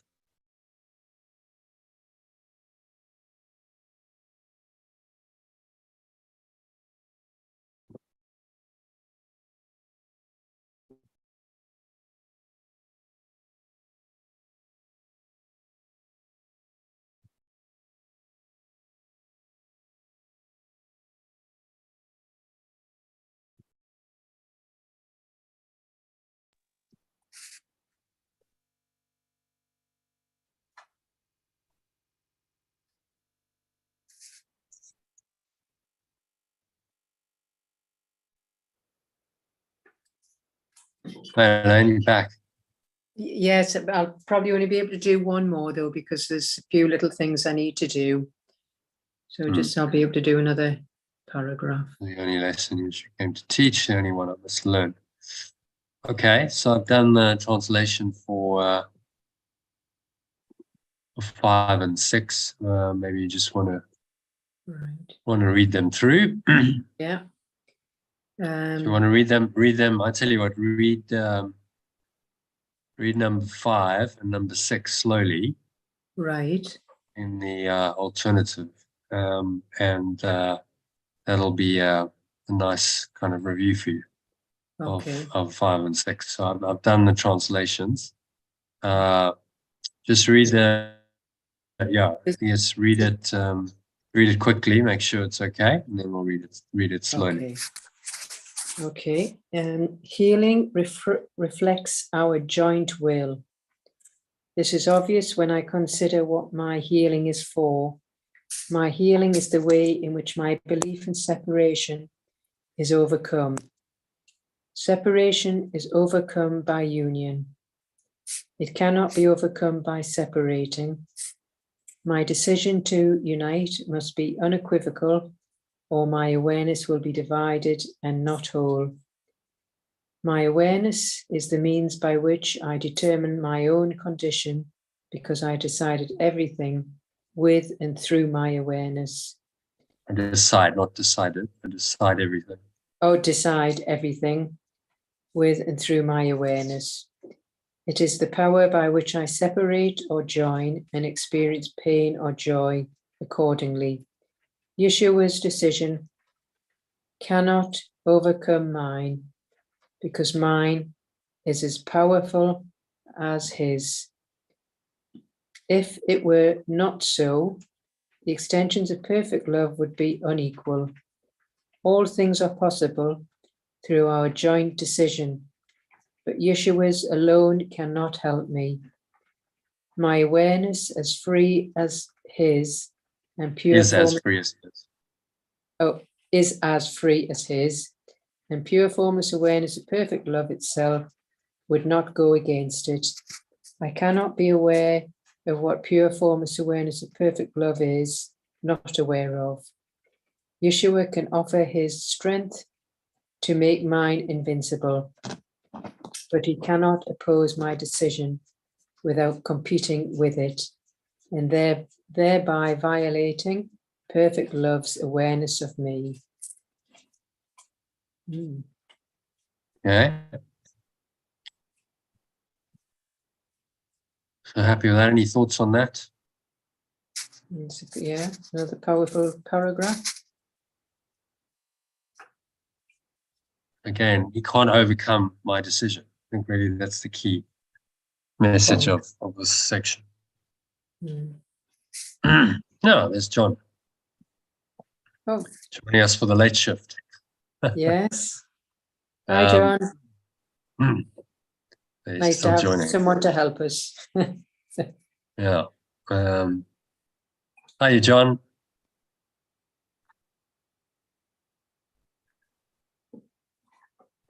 I hope the internet's working. Hope your internet's working, John. Yeah. Hi, Yeah, Elaine. he's back home. You back Oh, hi, home? John. Welcome. Hi, John. Joining us for the late shift. Yeah. Give us a new surge of energy. Yeah, you're the strong one. Okay. Elaine, why don't you read this one for John? Okay, slowly. We just finished number 6. No, Yeah. we were number 5 5. or number 6. 5. And then you 5. did 6 because I had to pop out. I did 6. So do number 6 and read it in the alternative slowly, and then if you need to leave us, you can, because Yeah. John's here to help me finish this. We've got 2 paragraphs to go. So, or did we do? Where are we? Did you do number 5? Healing reflects our joint will. Let's just see. Okay, let's go here. I want to see where we ended up. So that was where you finished. Healing impossible. So where would that be? That was number 4. 4, I think. Yeah, okay. So number 5. Why don't you read number 5 for us? Right. I mean, and I then can if you need to still, pop- well, it's a case if I've got some chore to do, but I can still listen in, so yeah. So, but yes, I can do this. Yeah. Yeah, Okay. So read this for us. Just, John, close your eyes and let the words come in and repeat them after Elaine in the gaps. So,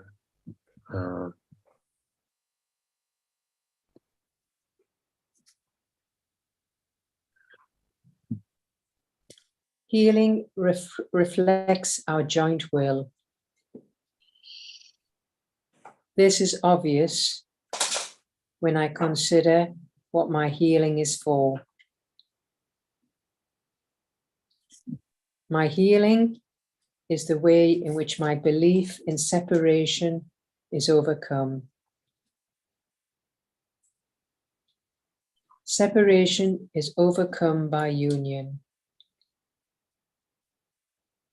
It cannot be overcome by separating. My decision to unite must be unequivocal, or my awareness will be divided and not whole.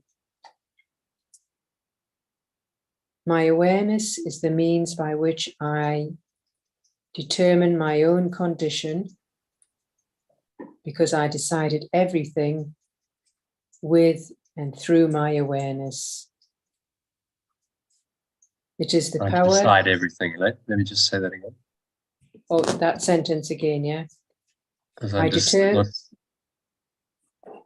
my awareness. because I decide everything with and through my awareness. Okay, great. It is the power by which I separate or join and experience pain or joy accordingly. Yeshua's decision cannot overcome mine, because mine is as powerful as his. If it were not so, the extensions of perfect love would be unequal.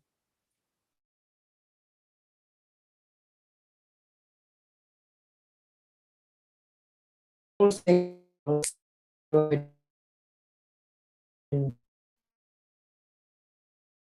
say that again, Elaine. Fade it out there.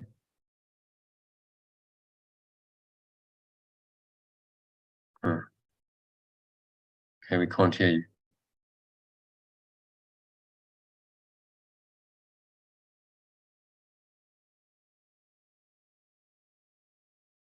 My internet. John, you still there? I'm still here. Yeah. Okay, so I think it's Elaine's internet. Elaine, can you finish? Okay, she's dropped out. Okay, well, we'll just finish that, I guess. So I'll finish the reading. Close your eyes. So all things are possible. Oh, okay, she's back. Right. Oh, Elaine? yeah, I don't Oh, know you what dropped happened out there. there? Yeah, it must have dropped off, yes. Yeah. I know there's yeah, a bit of rain. We're getting rain now all of a sudden, so it might have. Okay. Right. So, right, where Yeah. was I? Where was Start from, I think, if it were not so. Right. Yeshua's decision. Start from Yeshua's decision. Yeshua's decision cannot become mine. Because mine is as powerful as his. If it were just, not. Just do the whole statement. Yeshua. Okay. Just helps me to. Yeshua's decision cannot overcome mine because mine is as powerful as his. If it were not so, the extensions of perfect love would be unequal. All things are possible through our joint decision. But Yeshua alone cannot help me. Yeshua's alone. But Yeshua's alone cannot help me. My awareness is as free as his. And pure formless awareness of perfect love itself would not go against it. I cannot be aware of pure formless awareness of perfect love is not aware of. Start again. I cannot be aware of what? Yeah. I cannot be aware of what pure formless awareness of perfect love is not aware of. Yeshua can offer his strength to make mine invincible, but he cannot oppose my decision without competing with it and thereby violating perfect love's awareness of me. There it is. Well done. It's a tricky one, that. So leads us to number 6. I did the translation, but John, do you want to read it and then read the translation? Yeah. Nothing God created can oppose your decision, as nothing God created can oppose his will.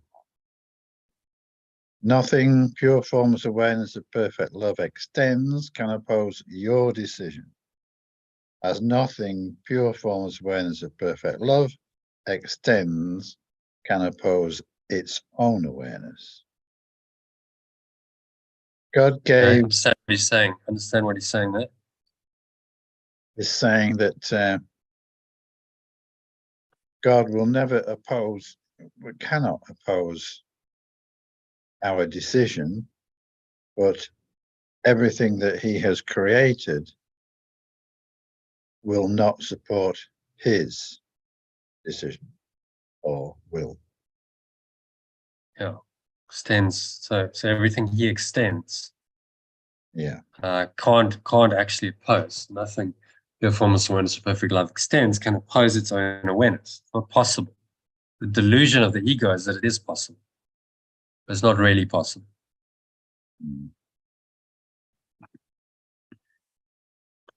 Okay. Number 2. God gave your will its power, which I can only acknowledge in honor of his. So pure formless awareness of perfect love gave your awareness its power, which I can only acknowledge in honor of its.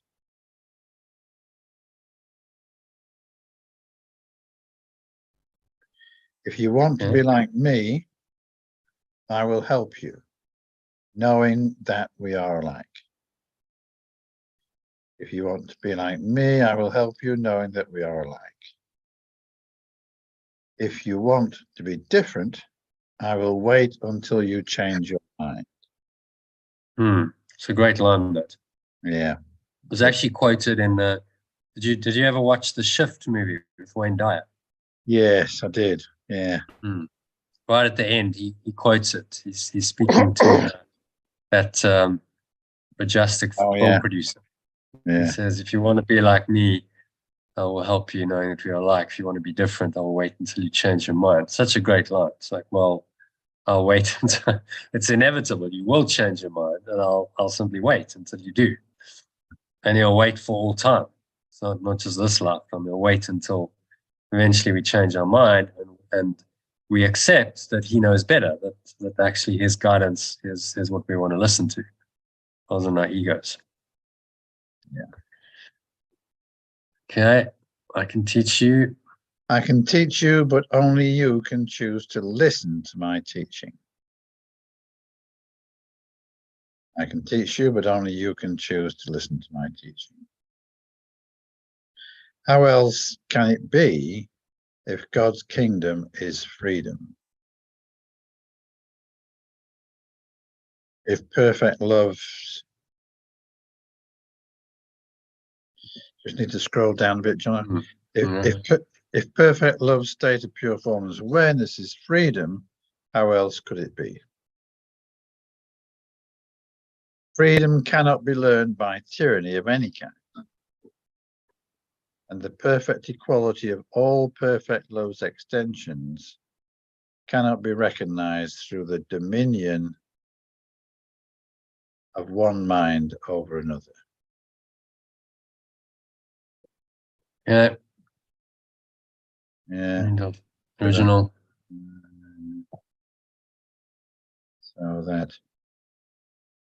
So I've read number 7 in the original. If we scroll down a bit, John, I'll read it in the alternative. Freedom cannot be learned by tyranny of any kind, and the perfect equality of all perfect love's extensions cannot be recognized through the dominion of one mind over another. Perfect love's extensions are equal in their awareness, all being the awareness of their source. This is the only lesson I came to teach. So God's sons are equal in will, all being the will of their Father. So original perfect love's awareness. Extensions are equal in their awareness, all being the awareness of their source. So what's the summarized? What's he saying here in summary about this particular paragraph? In this paragraph, It's saying that we are all extensions, and as we are all an extension of pure formless awareness, we are equal. But Holy Spirit will come and help us when we choose to ask for help, and He will provide the strength that we need. And it has to be like this because all extensions are equal. It could not be otherwise, that one was more important or greater than another, because otherwise one would have control over the other, and that could not work. Yeah, well, if there was any kind of dominion of one mind over another, then there would be no equality, and equality would be violated. And the whole, the truth is that everyone's equal. We all have the same awareness. So that's a fundamental law of perfect love, which is violated by the ego. But in truth, it's the same. So he can't. People say, well, why doesn't Jesus just do it for me? Can't do it for you because you have to accept his will. You have to accept his guidance, his teaching, and listen, because we have free will, apparently. So it has to be your decision. That's why that 1 month takes such a long time. If it was, okay, well, Yeshua's done it, and then he makes the decision for all of us, and that happens instantaneously in time, then the dream would have been over 2,000 years ago. But it takes time for minds to accept what Yeshua understood. So ultimately he's saying, I'll wait until you change your mind. It's a great line. So I'll wait until the end of time you do change your mind. You can delay and procrastinate and not make this decision as long as you want, and I will still be there and I'll wait. And eventually you will change your mind, because eventually everyone starts to learn, usually through pain, that this place is not where they want to be, and that there's got to be a better way, because they don't want to suffer anymore. They're just saying, well, I'll wait for as long as it takes. No judgment, no like, oh, well, you've messed up so badly, now I won't help you. It's like, no, I'll just wait until you're ready. And then when you're ready, I'll help you. That's the unconditional love. It's always available to us, no matter what mistakes we've made. Always available to us. And you're saying, this is the only lesson I came to teach, that we're all equal in our awareness, all being the awareness of the source, which is obvious. We have the same source, then we must have the same mind, the same awareness. It's completely logical. And any attempt to say otherwise is a blasphemy. I had an engagement with a so-called committed Christian, and she was like, no, I'm of God, but you're not. You don't belong to God, so therefore it's okay if I treat you however. And that's the essence of all evil, isn't it? Because you're making yourself separate from one of God's extensions, and so that justifies separation. This is why the second great commandment of Yeshua was, first love the Lord your God with all your heart, soul, and mind, but secondly, love your neighbor as yourself. Because he realized if you didn't love your neighbor as yourself, you would be violating the singular awareness. And so you can't have the God's love. You can't have this pure formless awareness of perfect love in your mind if you violated that law, and you've got separation between you and your brother going on in your mind. Then you're out of pure formless awareness of perfect love by definition. Does that make sense? Yeah. So key point, we're all equal. Therefore, Yeshua can't just do it for us. We have to accept his guidance and his teaching, and we have to learn and be willing to apply it. And as he said in today's one of today's quotes, the parable, those who do my words, those who listen and do my words, who apply my teaching, will be the ones who awaken.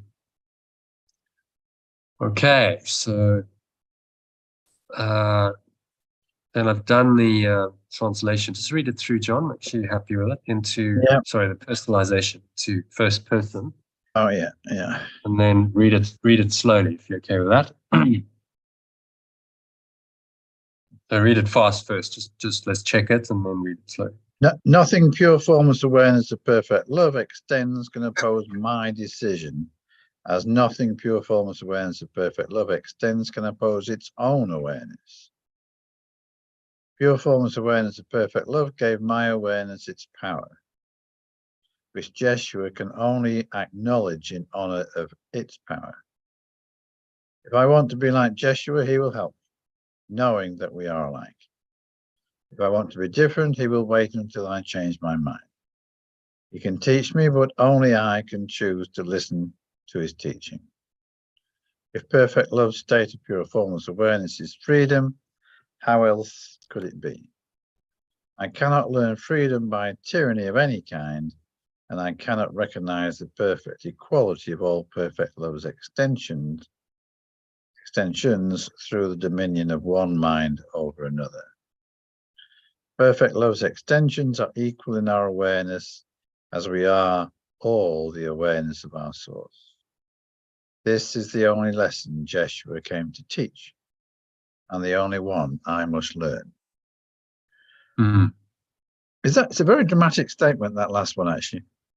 Mm. This is the only lesson Joshua came to teach. Mm. The only Yeah. one I learned. Oh, perfect laws extensions are equal. Yeah. Our awareness is we are all the awareness of our source. It is really the only lesson. So I am one with the Father, and the Father is one with me, and the Father is one with all of us. You know, we are one awareness. It's a simple lesson, but such a mind-blowing one, because it blows the ego's mind completely out and deconstructs this whole illusory reality. Just that simple lesson. And I added in, it's the only lesson Yeshua came to teach, and the only one I must learn. I think that's a really good conclusion to it. So, you know, I must learn this one lesson that there's only one awareness. I am one with that awareness, and everyone is one with that awareness. It's the same awareness. You think, you know, isn't it extraordinary? It's such a simple lesson that we can spend a whole lifetime, many lifetimes, trying to learn it. Yeah. Is this what David Hoffmeister says, that the one thing you've got to learn is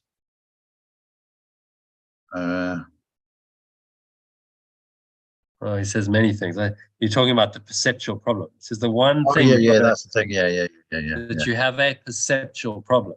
Yeah. So the perceptual problem is you misperceive that you are somehow separate from your source, and that you are separate from the extensions of the source, your brothers and sisters. That's your problem. You perceive that you're a separate self. Yeah. That's the only problem we have. And this is the correction. We recognize that we are all equal. It's the same awareness. We have the same awareness because we have the same source.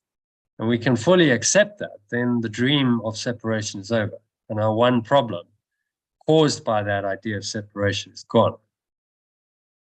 The perceptual problem that is this world. I mean, the world is a perceptual problem. Yeah. It's a product of a false belief to create a perceptual problem that endlessly distracts us with all kinds of forms of that problem. Yeah. So the forms show up in many ways, but it's the same problem over and over and over again, repeated over and over and over again in many different ways and forms. And so David Hoffmeister is saying, recognize that you only have the one problem, really. And that's the idea of separation. So you believe that you are somehow not equal to your brothers. They are different and separate from you, and you are not one with your source. You believe that somehow you're disconnected from it. So it's a very, very simple, but so profound, because this one idea is what deconstructs the entire illusion. You accept that I am one with my source, and therefore I'm one with all of its extensions. Therefore, there's only perfect equality. There is no individuality left, is there? You can't be an individual self if that's the case. So it deconstructs the ego's belief in a separate self and all of its effects, which is what this world is based on. So just this one idea is massive, hugely impactful, and therefore difficult to learn, because the ego will resist it hugely. So one simple idea is going to be denied at every point by the ego. It's fighting for its life, its parent existence. Okay, so I'm happy with that one. Let's read it, shall we? If you can read it slowly. Yep. So, Yeah. Elaine, if you're listening, just take a nice deep breath in and out through the nose. Connect with your breath. Allow these words in and to your awareness to drop into pure formless awareness, spacious awareness, and then repeat the words after John as he says them. Say them aloud as affirmations. Okay, so take it away, John. Nothing pure formless awareness of perfect love extends can oppose my decision. As nothing, pure formless awareness of perfect love extends, can oppose its own awareness. Pure formless awareness of perfect love gave my awareness its power, which Jeshua can only acknowledge in honor of its power. If I want to be like Jeshua, he will help me, knowing that we are alike. If I want to be different, he will wait until I change my mind. He can teach me, but only I can choose to listen to his teaching. If perfect love's state of pure formless awareness is freedom, how else can it be? I cannot learn freedom by tyranny of any kind. And I cannot recognize the perfect equality of all perfect love's extensions through the dominion of one mind over another.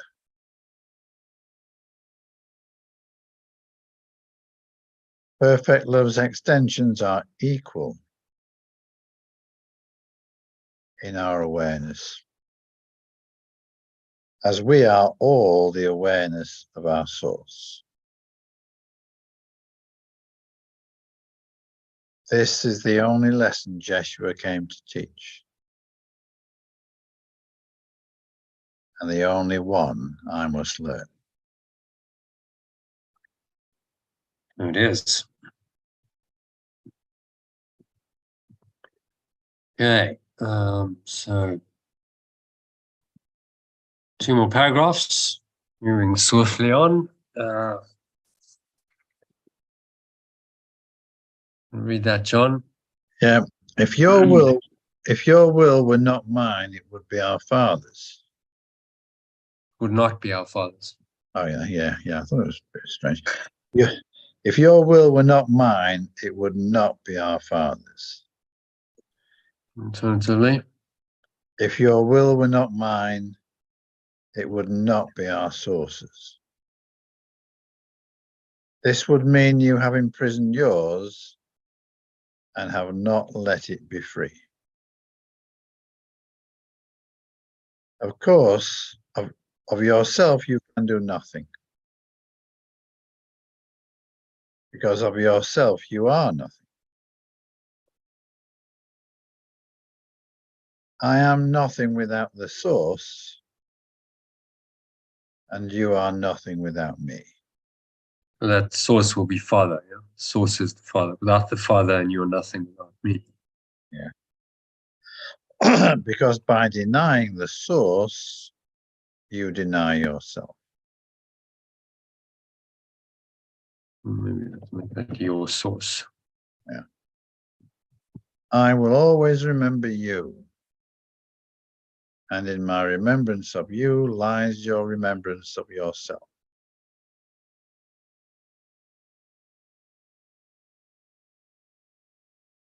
In our remembrance of each other lies our remembrance of pure formless awareness of perfect love. Which is God. As our remembrance of God. And in this remembrance lies your freedom, because your freedom is in it.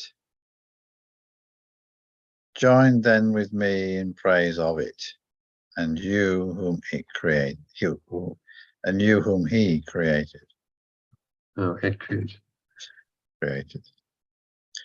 This is our Okay. gift of gratitude to it. Extend, shall we say? Yeah. This is our gift of gratitude to it, which he will share with all its creations, to whom it gives equally whatever is acceptable to it.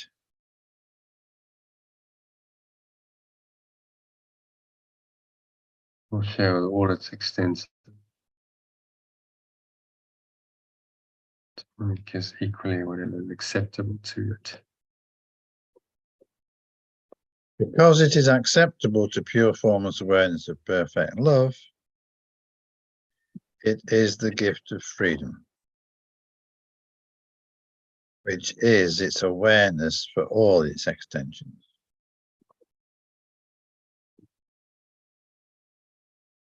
By offering freedom, you will be free.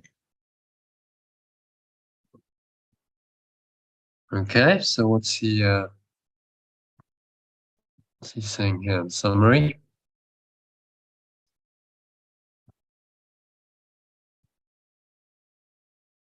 He's saying that on our own we are nothing.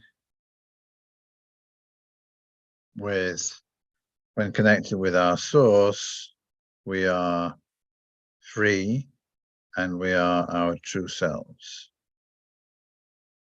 And when we do that, we have remembered who we are. We remember, and we are grateful.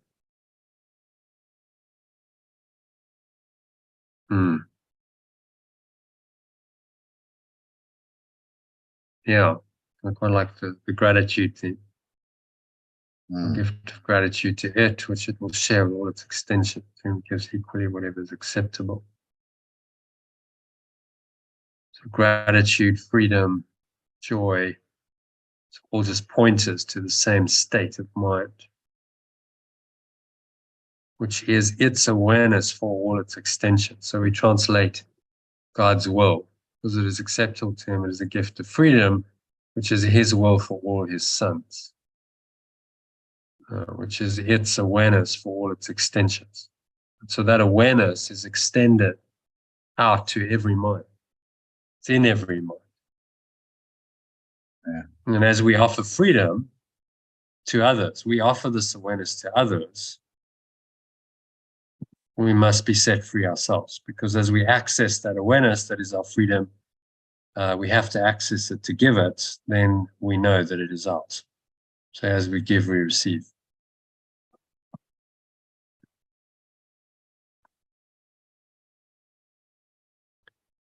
Okay, so anything else? No, good.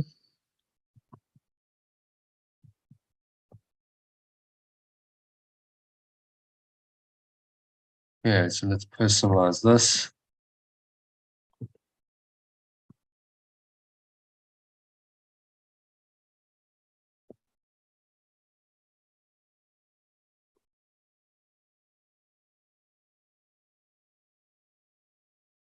My will,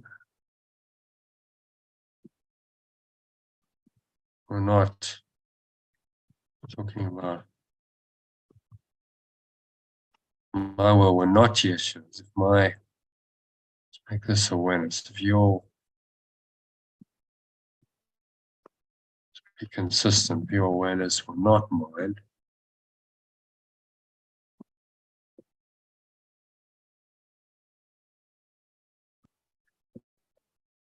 my awareness will not Yeshua's,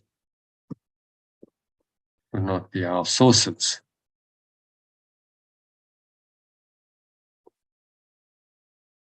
Be our fathers. So it's one awareness shared. Yes. That's why he said, I am one with you, and you are one with me, and I am one with the Father. Yeah. So you are one with the Father. And then the interpretation, given that what he said that people still interpreted him as the only Son of God is extraordinary, because he didn't say that. Just shows you how prone the ego mind is to misinterpret.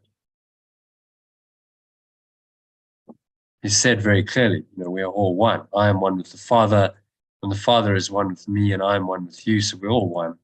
We're all the same, equality, equal awareness, and yet is interpreted as being the special Son of God, somehow above all the other sons of God. So what does that make us then? He's the only Son of God. What does that make us? And they can't really answer that. Or some kind of lower form then. He's the only Son of God. We're somehow below that. So we're the children of God, but we're not the Son of God. It's bizarre teaching, isn't it, really? They might say, well, you're the child of God. But if you say I'm the Son of God, then they go, no, there's only one Son. Wow, yeah. But they might be willing to accept, well, you're a child of God.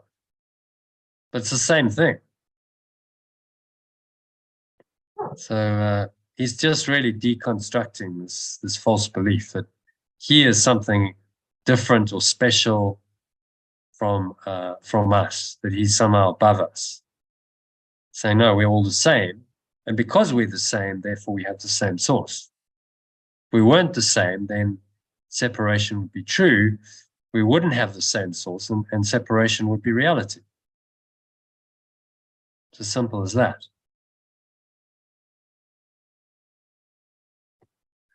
Yeah. Okay, carry on. This would mean you have imprisoned yours. So this would mean awareness will not yeshus, it will not be our sources. This would mean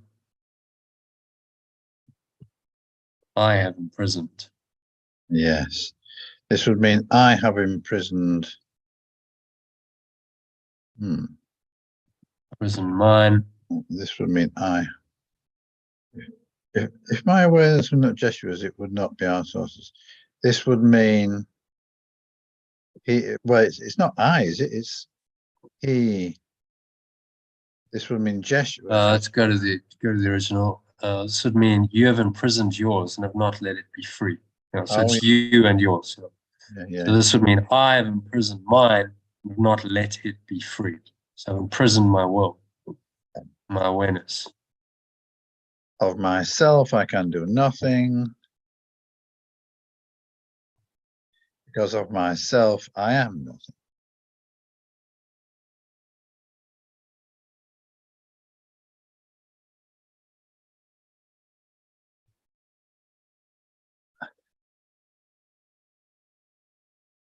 I am nothing without the source, and you and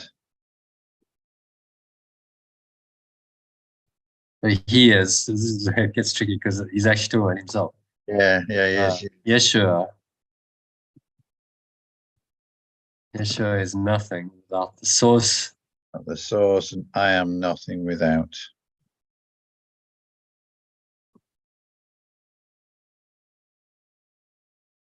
I am nothing without him. Yes. I'm denying my source. And my source,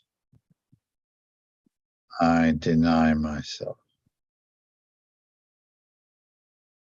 Let's make that myself, shall we?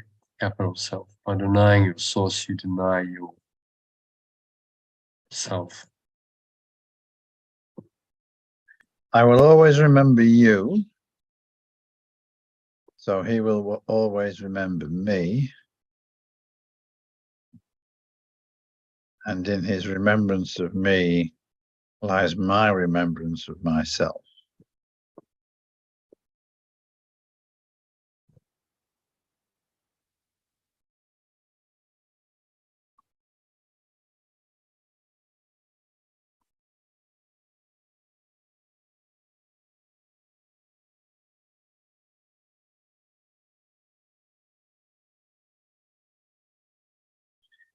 In our remembrance of each other lies our remembrance of pure formless awareness of perfect love.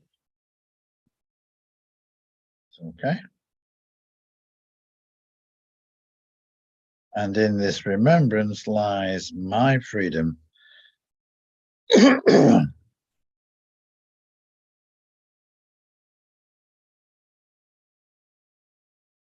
Let's just change that around.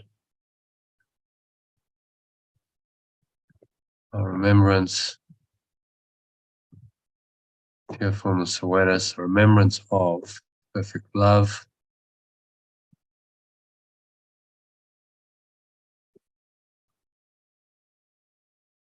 Lies in our remembrance of each other. So this is why, there's two great commandments. Love the Lord your God with all your heart, soul, and mind.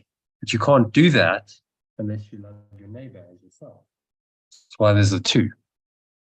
You think that you can not love everyone and still know God, you're mistaken. Because you're denying the very quality of the awareness that makes God God.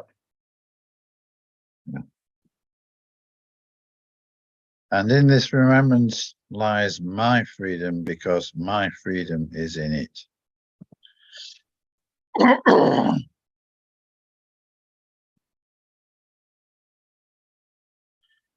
Join then. And then say, I choose to. Yes. I choose to join it. Choose to join with him, with Yeshua, with me. Choose to join with Yeshua in praise of perfect love.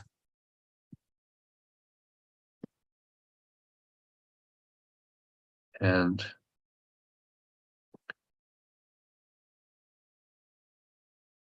I whom it extends.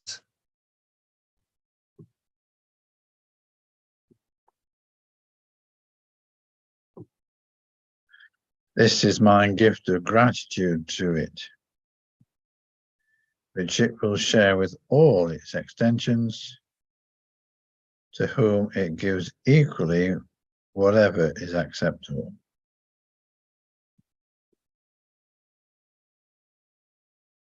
In whom it gives whatever is acceptable.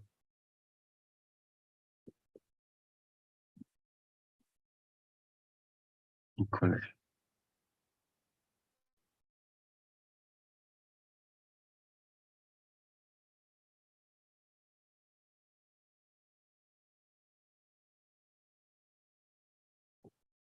Acceptable, pure formless awareness and perfect love. It's the gift of freedom, which is its awareness for all its extensions. Because this is acceptable to pure formless awareness of perfect love, it is the gift of freedom,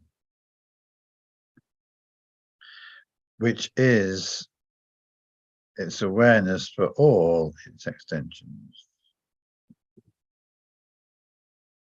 By offering freedom, I will be free.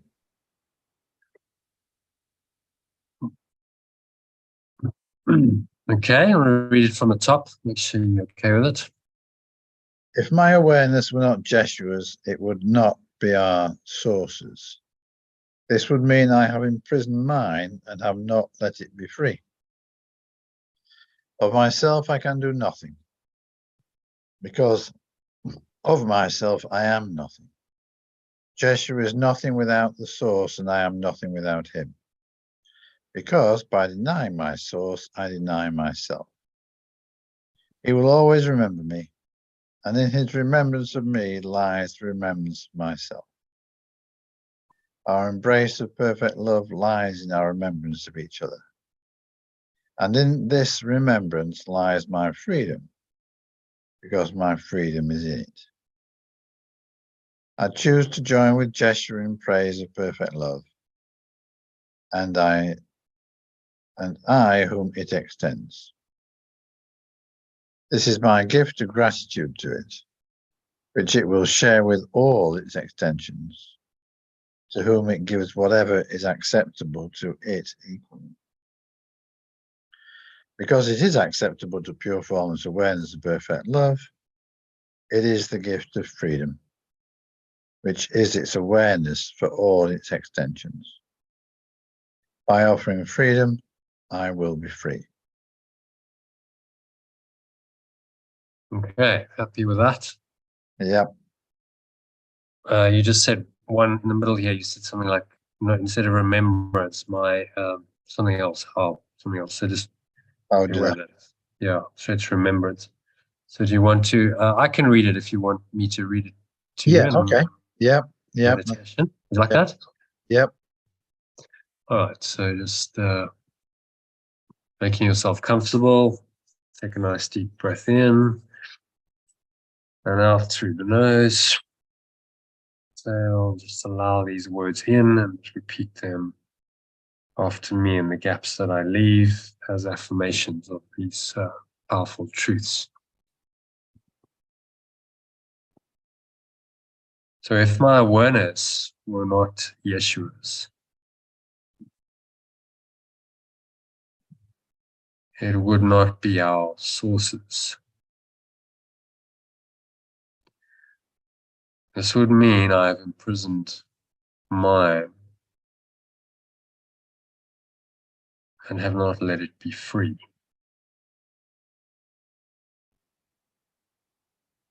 Of myself, I can do nothing. Because of myself, I am nothing. Yeshua is nothing without the source, and I am nothing without him. Because by denying my source, I deny my self, capital self.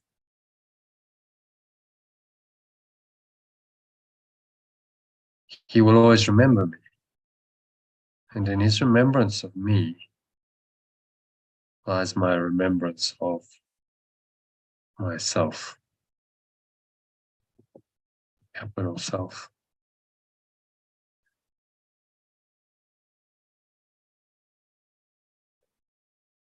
Our remembrance of perfect love lies in our remembrance of each other.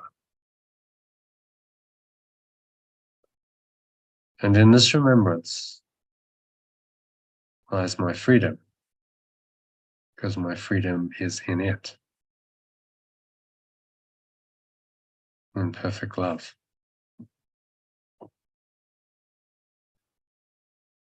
I choose to join with Yeshua in praise of perfect love.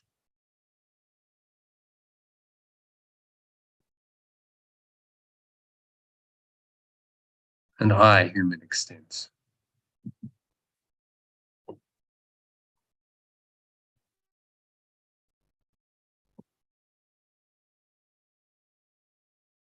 This is my gift of gratitude to it, which it will share with all its extensions, to whom it gives whatever is acceptable to it equally. Because it is acceptable to pure formless awareness of perfect love. It is the gift of freedom, which is its awareness for all its extensions.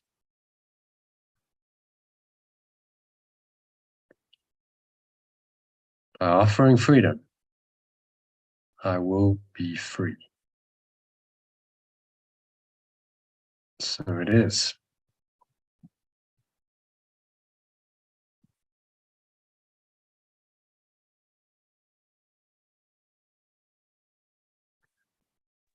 Right? So, number 8, last one. Freedom is the only gift you can offer to God's sons, being an acknowledgement of what they are and what he is. Freedom is the only gift you can offer to perfect love's extensions, being an acknowledgement of what they are and what he it is. Freedom is creation because it is love. Freedom is extension because it is love.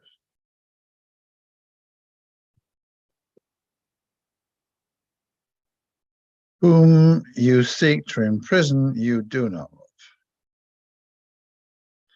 Therefore, when you seek to imprison anyone, including yourself, you do not love it. and you cannot identify with it. When you're in prison, seek to imprison. Therefore, when you seek to imprison anyone, including yourself, you do not love it and cannot identify. So that must be him. For when you seek to imprison anyone, including yourself, you do not love them and you cannot identify with them. when you're imprisoning yourself, you are losing sight of your true identification with him and with the source. With me, yeah, with Yeshua. Yes. We're not personalizing it yet, so change it now. Your identification is with the source and with the sun. It cannot be with one and not the other. Mm-hmm. So with the both the Father and the Son, it's maybe this extension.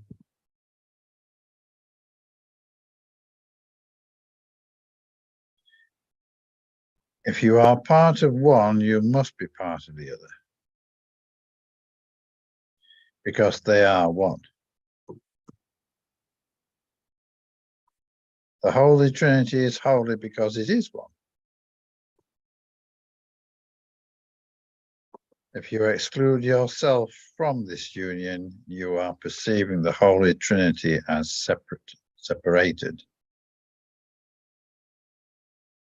You must be included in it because it is everything. Unless you take your place in it and fulfill your function as part of it, the Holy Trinity is as bereft as you are.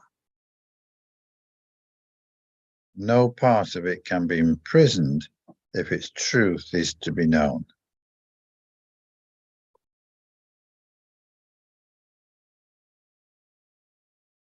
Yeah. So what's he saying here in summary?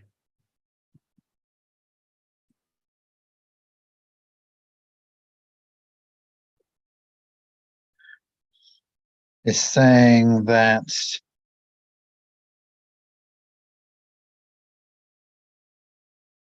freedom can only exist when we extend love to all our companions. If we do not do so, we imprison them and ourselves because we've lost sight of our true identity and the identity of Source.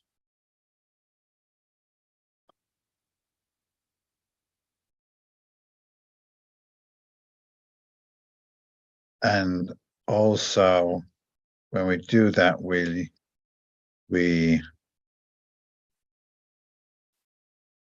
deconstruct the Holy Trinity in our minds. The thing about I don't think we can really. It's difficult to create a translation for the Holy Trinity, isn't it? Yeah. You could say the Holy Aware Trinity, but I think we'll just keep it. Yeah. The Holy Trinity is it's referring to the Father, the Son, and the Holy Spirit. You know, the combination. Yeah. Three things. So quite difficult to translate that. Holy Trinity is wholly aware because it is one.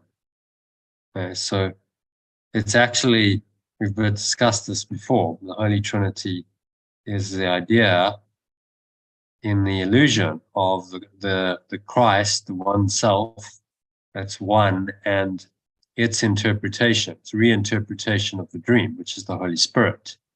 And those are necessary within the illusion to apply this high level, level one awareness that only perfect oneness is real, to apply it in practice in the dream. So ultimately, there's only one awareness. It's only the singular, pure formless awareness of perfect love, but these are devices.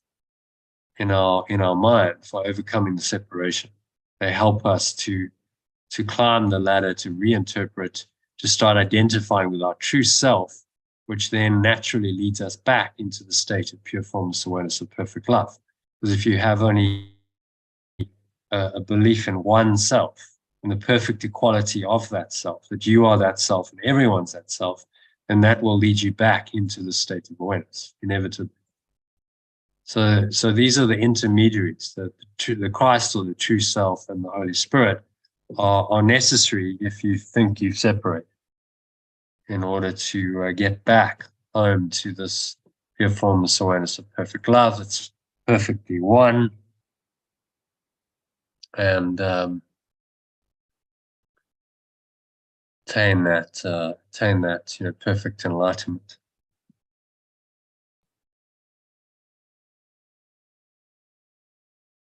If you exclude yourself from this union, you're perceiving the Holy Trinity as separated, which is a mistake, because it's not. It all comes.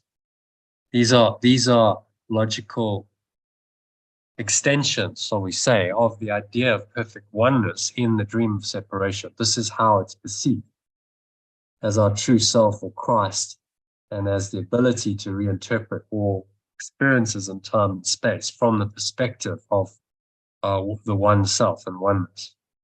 And those are necessary in the dream of separation to awaken us back to this awareness. So this is why theologians can't really get their head around the Holy Trinity, because how can oneness be three? But if you understand, it's just a device, another learning device within the construct of separation that will ultimately be undone.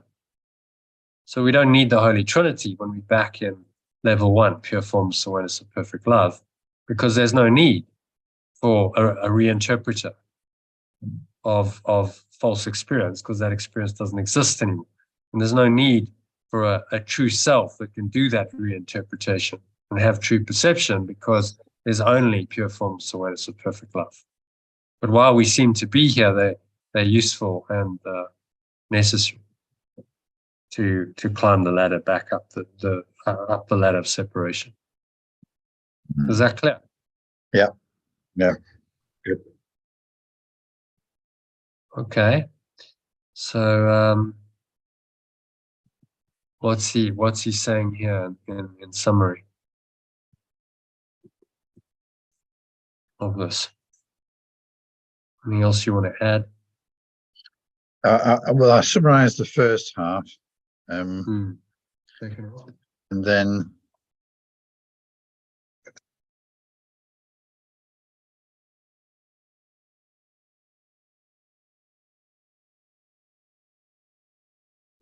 well, what he's saying is, unless we take our part in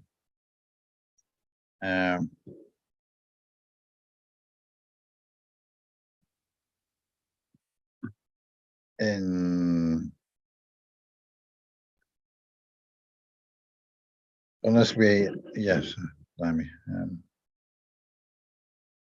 unless we fulfill our function, then we are causing division effectively within the Holy Trinity,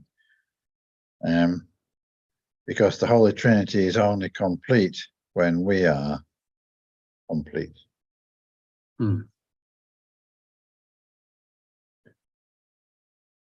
Yeah, so we are part of it, and it's a device for correcting our mind. It's only there from the perspective. Think about it as a matter of perspective. From the perspective, bottom up, we're in separation, and we look up to this. This is so far away. Pure formless awareness of perfect love is a huge, seeming chasm between our awareness, stuck in time and space, and this. So we need like a bridge, or if you're looking up, imagine you're looking up. You need a ladder back up. You need some kind of means to get back up there. So that's where the Holy Trinity comes in. It's a bridge or a ladder back up that helps you to climb the ladder, to reinterpret all these experiences, because these experiences aren't just going to disappear. They seem to continue in time and space. So you need to reinterpret them. Well, what's reinterpreting? What's reinterpreting them is your true self or Christ. which then reinterprets from the perspective of oneness. So that's how it's connected to pure formless awareness of perfect love or perfect oneness. And it reinterprets as true perceptions of Christ's vision, which are the miracles, which is forgiveness or letting go. And we can also call this flow, intuition, surrender, acceptance, salvation, at-one-ment, enlightenment, awakening. It's all a process that's necessary if you believe you're a separate self. So the Holy Trinity is another learning device for the mind, which once you hear and you're at your destination is not required. You don't need the Holy Trinity as a device for the mind because there's only pure formless awareness and perfect love remaining.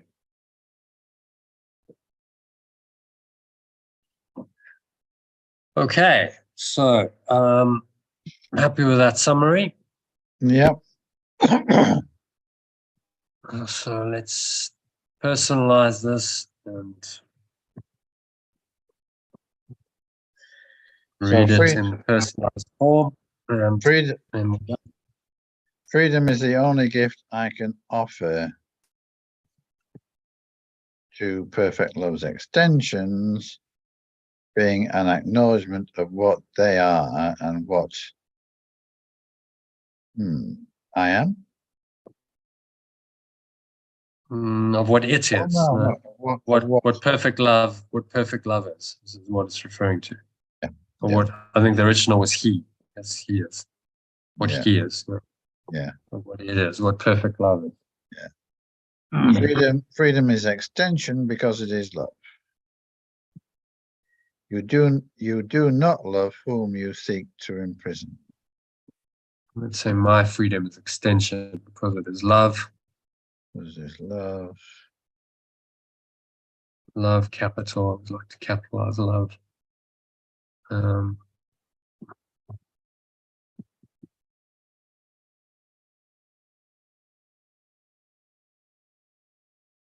are we?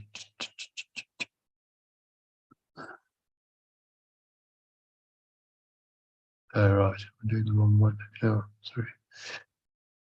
Doing the wrong one. Okay, we'll just switch it around. No problem.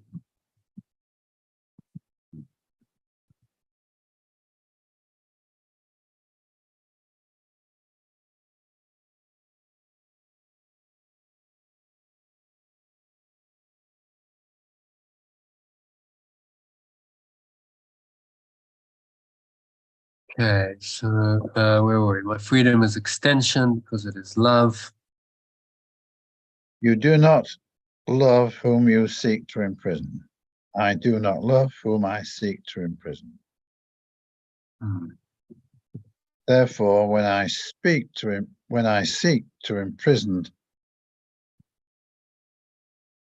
anyone, including myself, I do not love them and I cannot identify with them.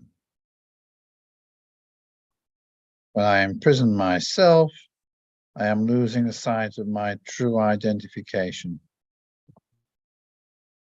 with myself and with my source.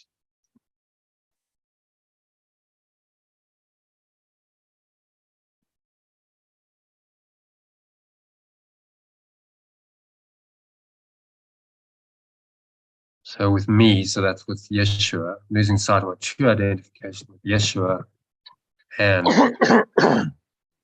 and with my source. My identification is with the source and with its extension.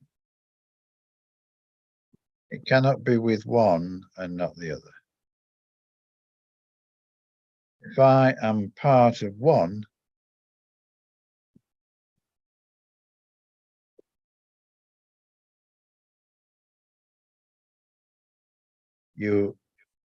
I must be part of the other because we are one. Yeah, I'm part of one, I must be part of the other. Because they are one, we are part of one. So I'm part of the source and I'm part of its extension. I think they are one.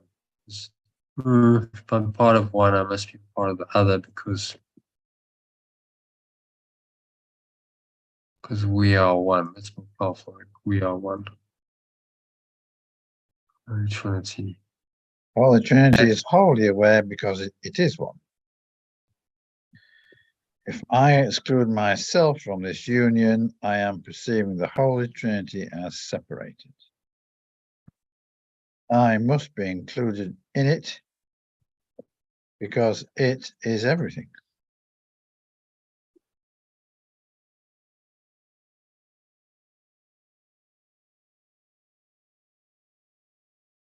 Unless I take my place in it and fulfill my function as part of it, the Holy Trinity is as bereft as I am.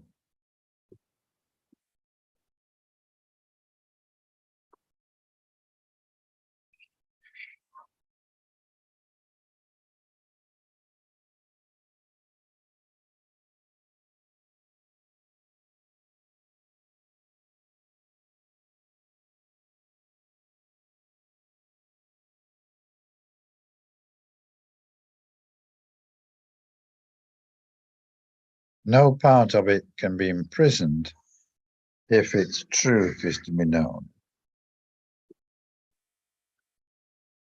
Let's say make that active. Take my place in it and perform a function as part of it. It's bereft desire. So I cannot imprison part of it.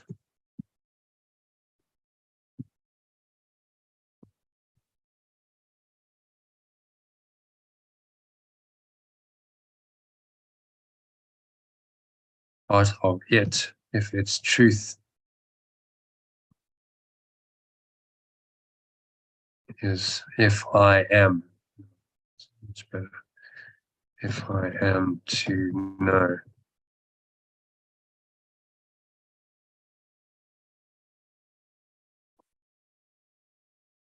Truth. Okay.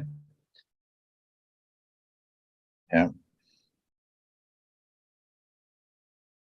We can leave that because it's difficult to do if we don't have first person. What I like about first person is you can be much more active tense as well. So that's passive. No part of it can be imprisoned.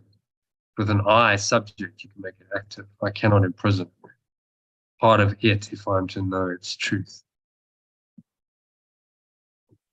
Okay, to know its truth.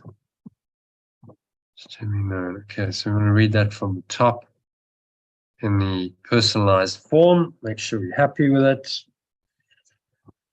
Freedom is the only gift you can offer. Freedom is the only gift you can offer to perfect love's extensions, being an acknowledgement of what they are and what it is. My freedom is extension because it is love. I do not love whom I seek to imprison.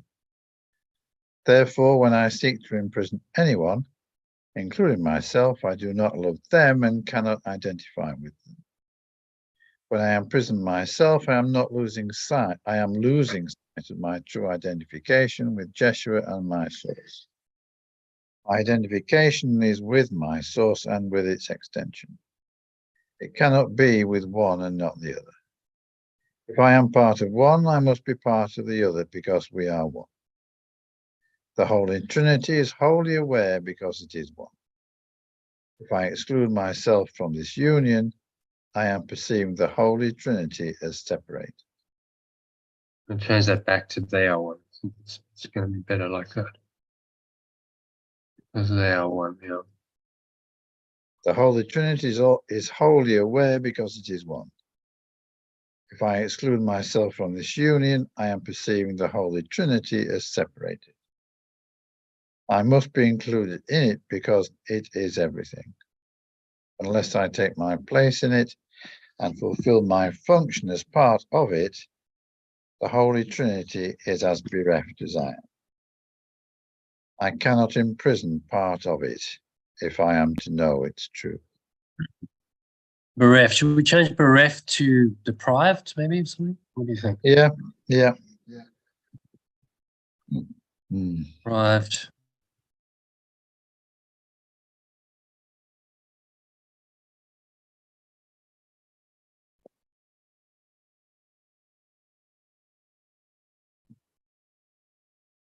Okay, so happy with that? You want to read that? Should I read it? Which you prefer? No, I'm happy to read it. Yeah. Okay. So yeah, just read it slowly as usual, and take nice pauses in the commas and the full stops. Okay, let's just get it going. All right, so take it away, John. Freedom is the only gift you can offer to perfect love's extensions. Study it. Yeah. I can offer. I think we missed that one. Freedom is the only gift. Yeah. Right. So yeah, you missed these things. I can offer perfect love extensions, being an acknowledgement of what they are and what it is.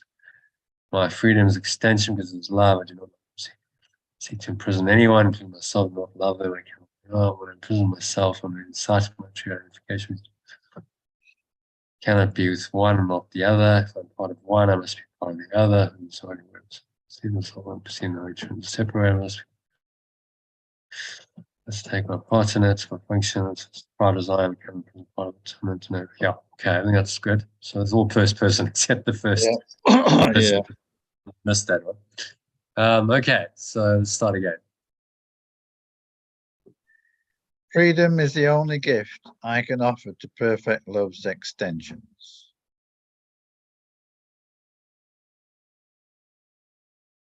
Being an acknowledgement of what they are and what it is. My freedom is extension because it is love. I do not love whom I seek to imprison. Therefore, when I seek to imprison anyone, including myself, I do not love them, and I cannot identify with them. When I imprison myself, I am losing sight of my true identification with Jeshua and my source. My identification is with my source and with its extension. It cannot be with one and not the other.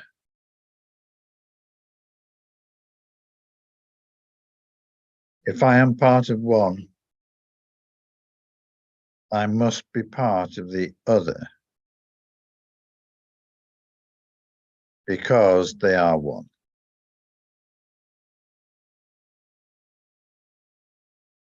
The Holy Trinity is wholly aware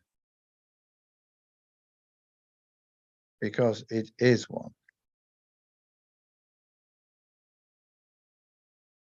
If I exclude myself from this union, I am perceiving the Holy Trinity as separated.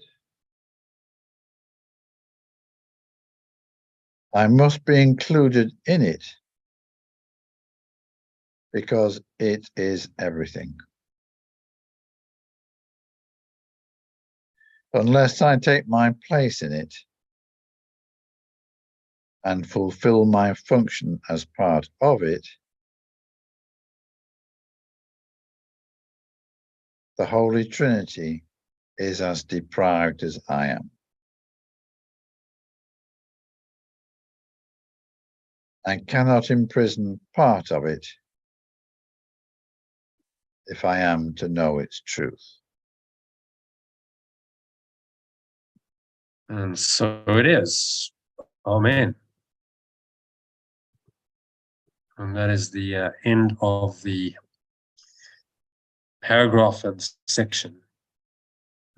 So yeah, powerful section. I think the key things for me to stand out were that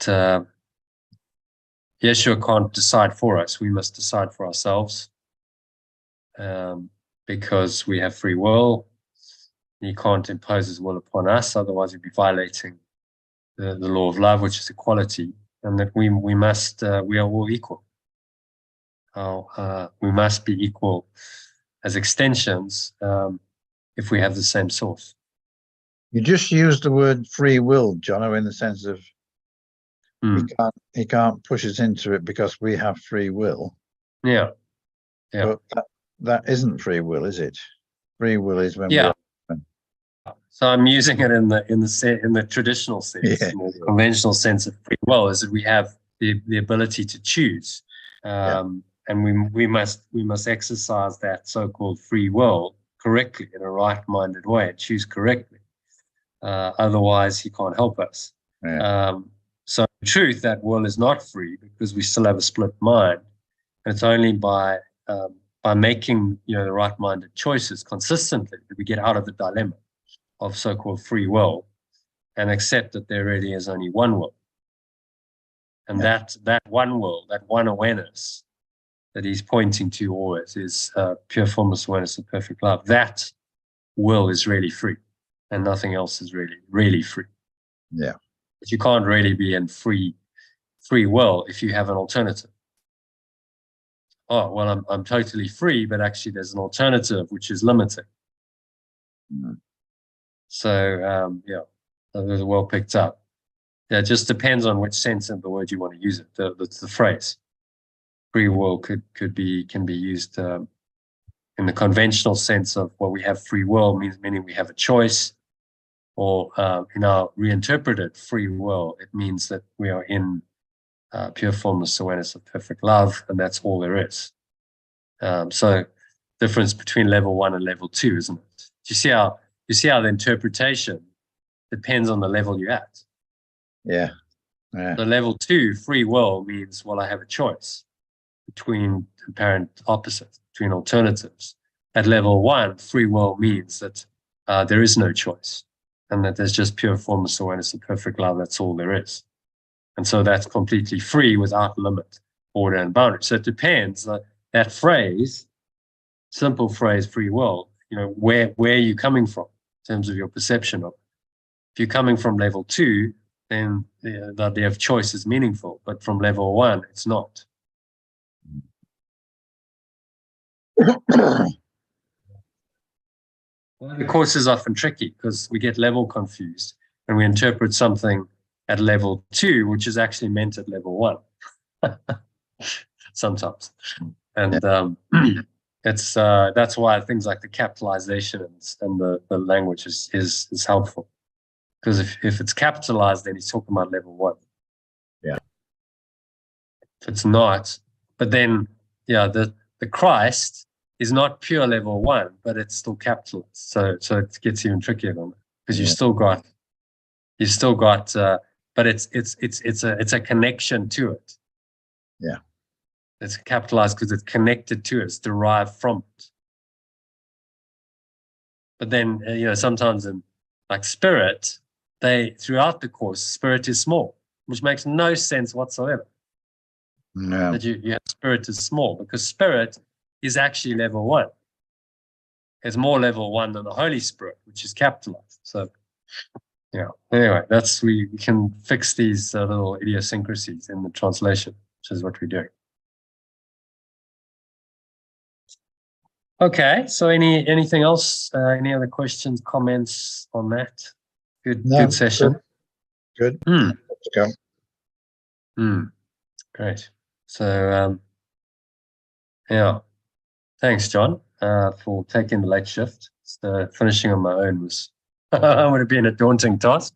Been at it for about 7 hours. So, all good. And thanks for that payment. And please invite Sue to join anytime she wants.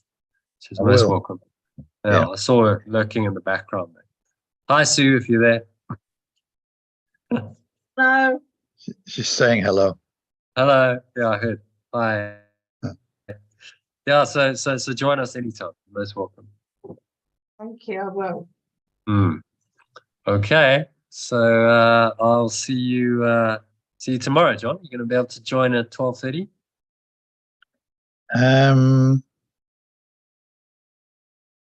I'll get part of the session. I've got to go out for an hour or so. But Okay, jump in when you can. But yeah, we got. I'll have to finish at 4:45. If we haven't finished the text, I can resume things in the evening again.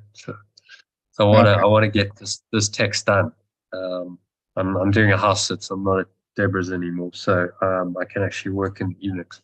I want to get each section of the text done, so it's complete, it's done. So for future years, that section's complete. good. Okay, so see you tomorrow sometime. And, Okay, John. Have a good evening and good sleep.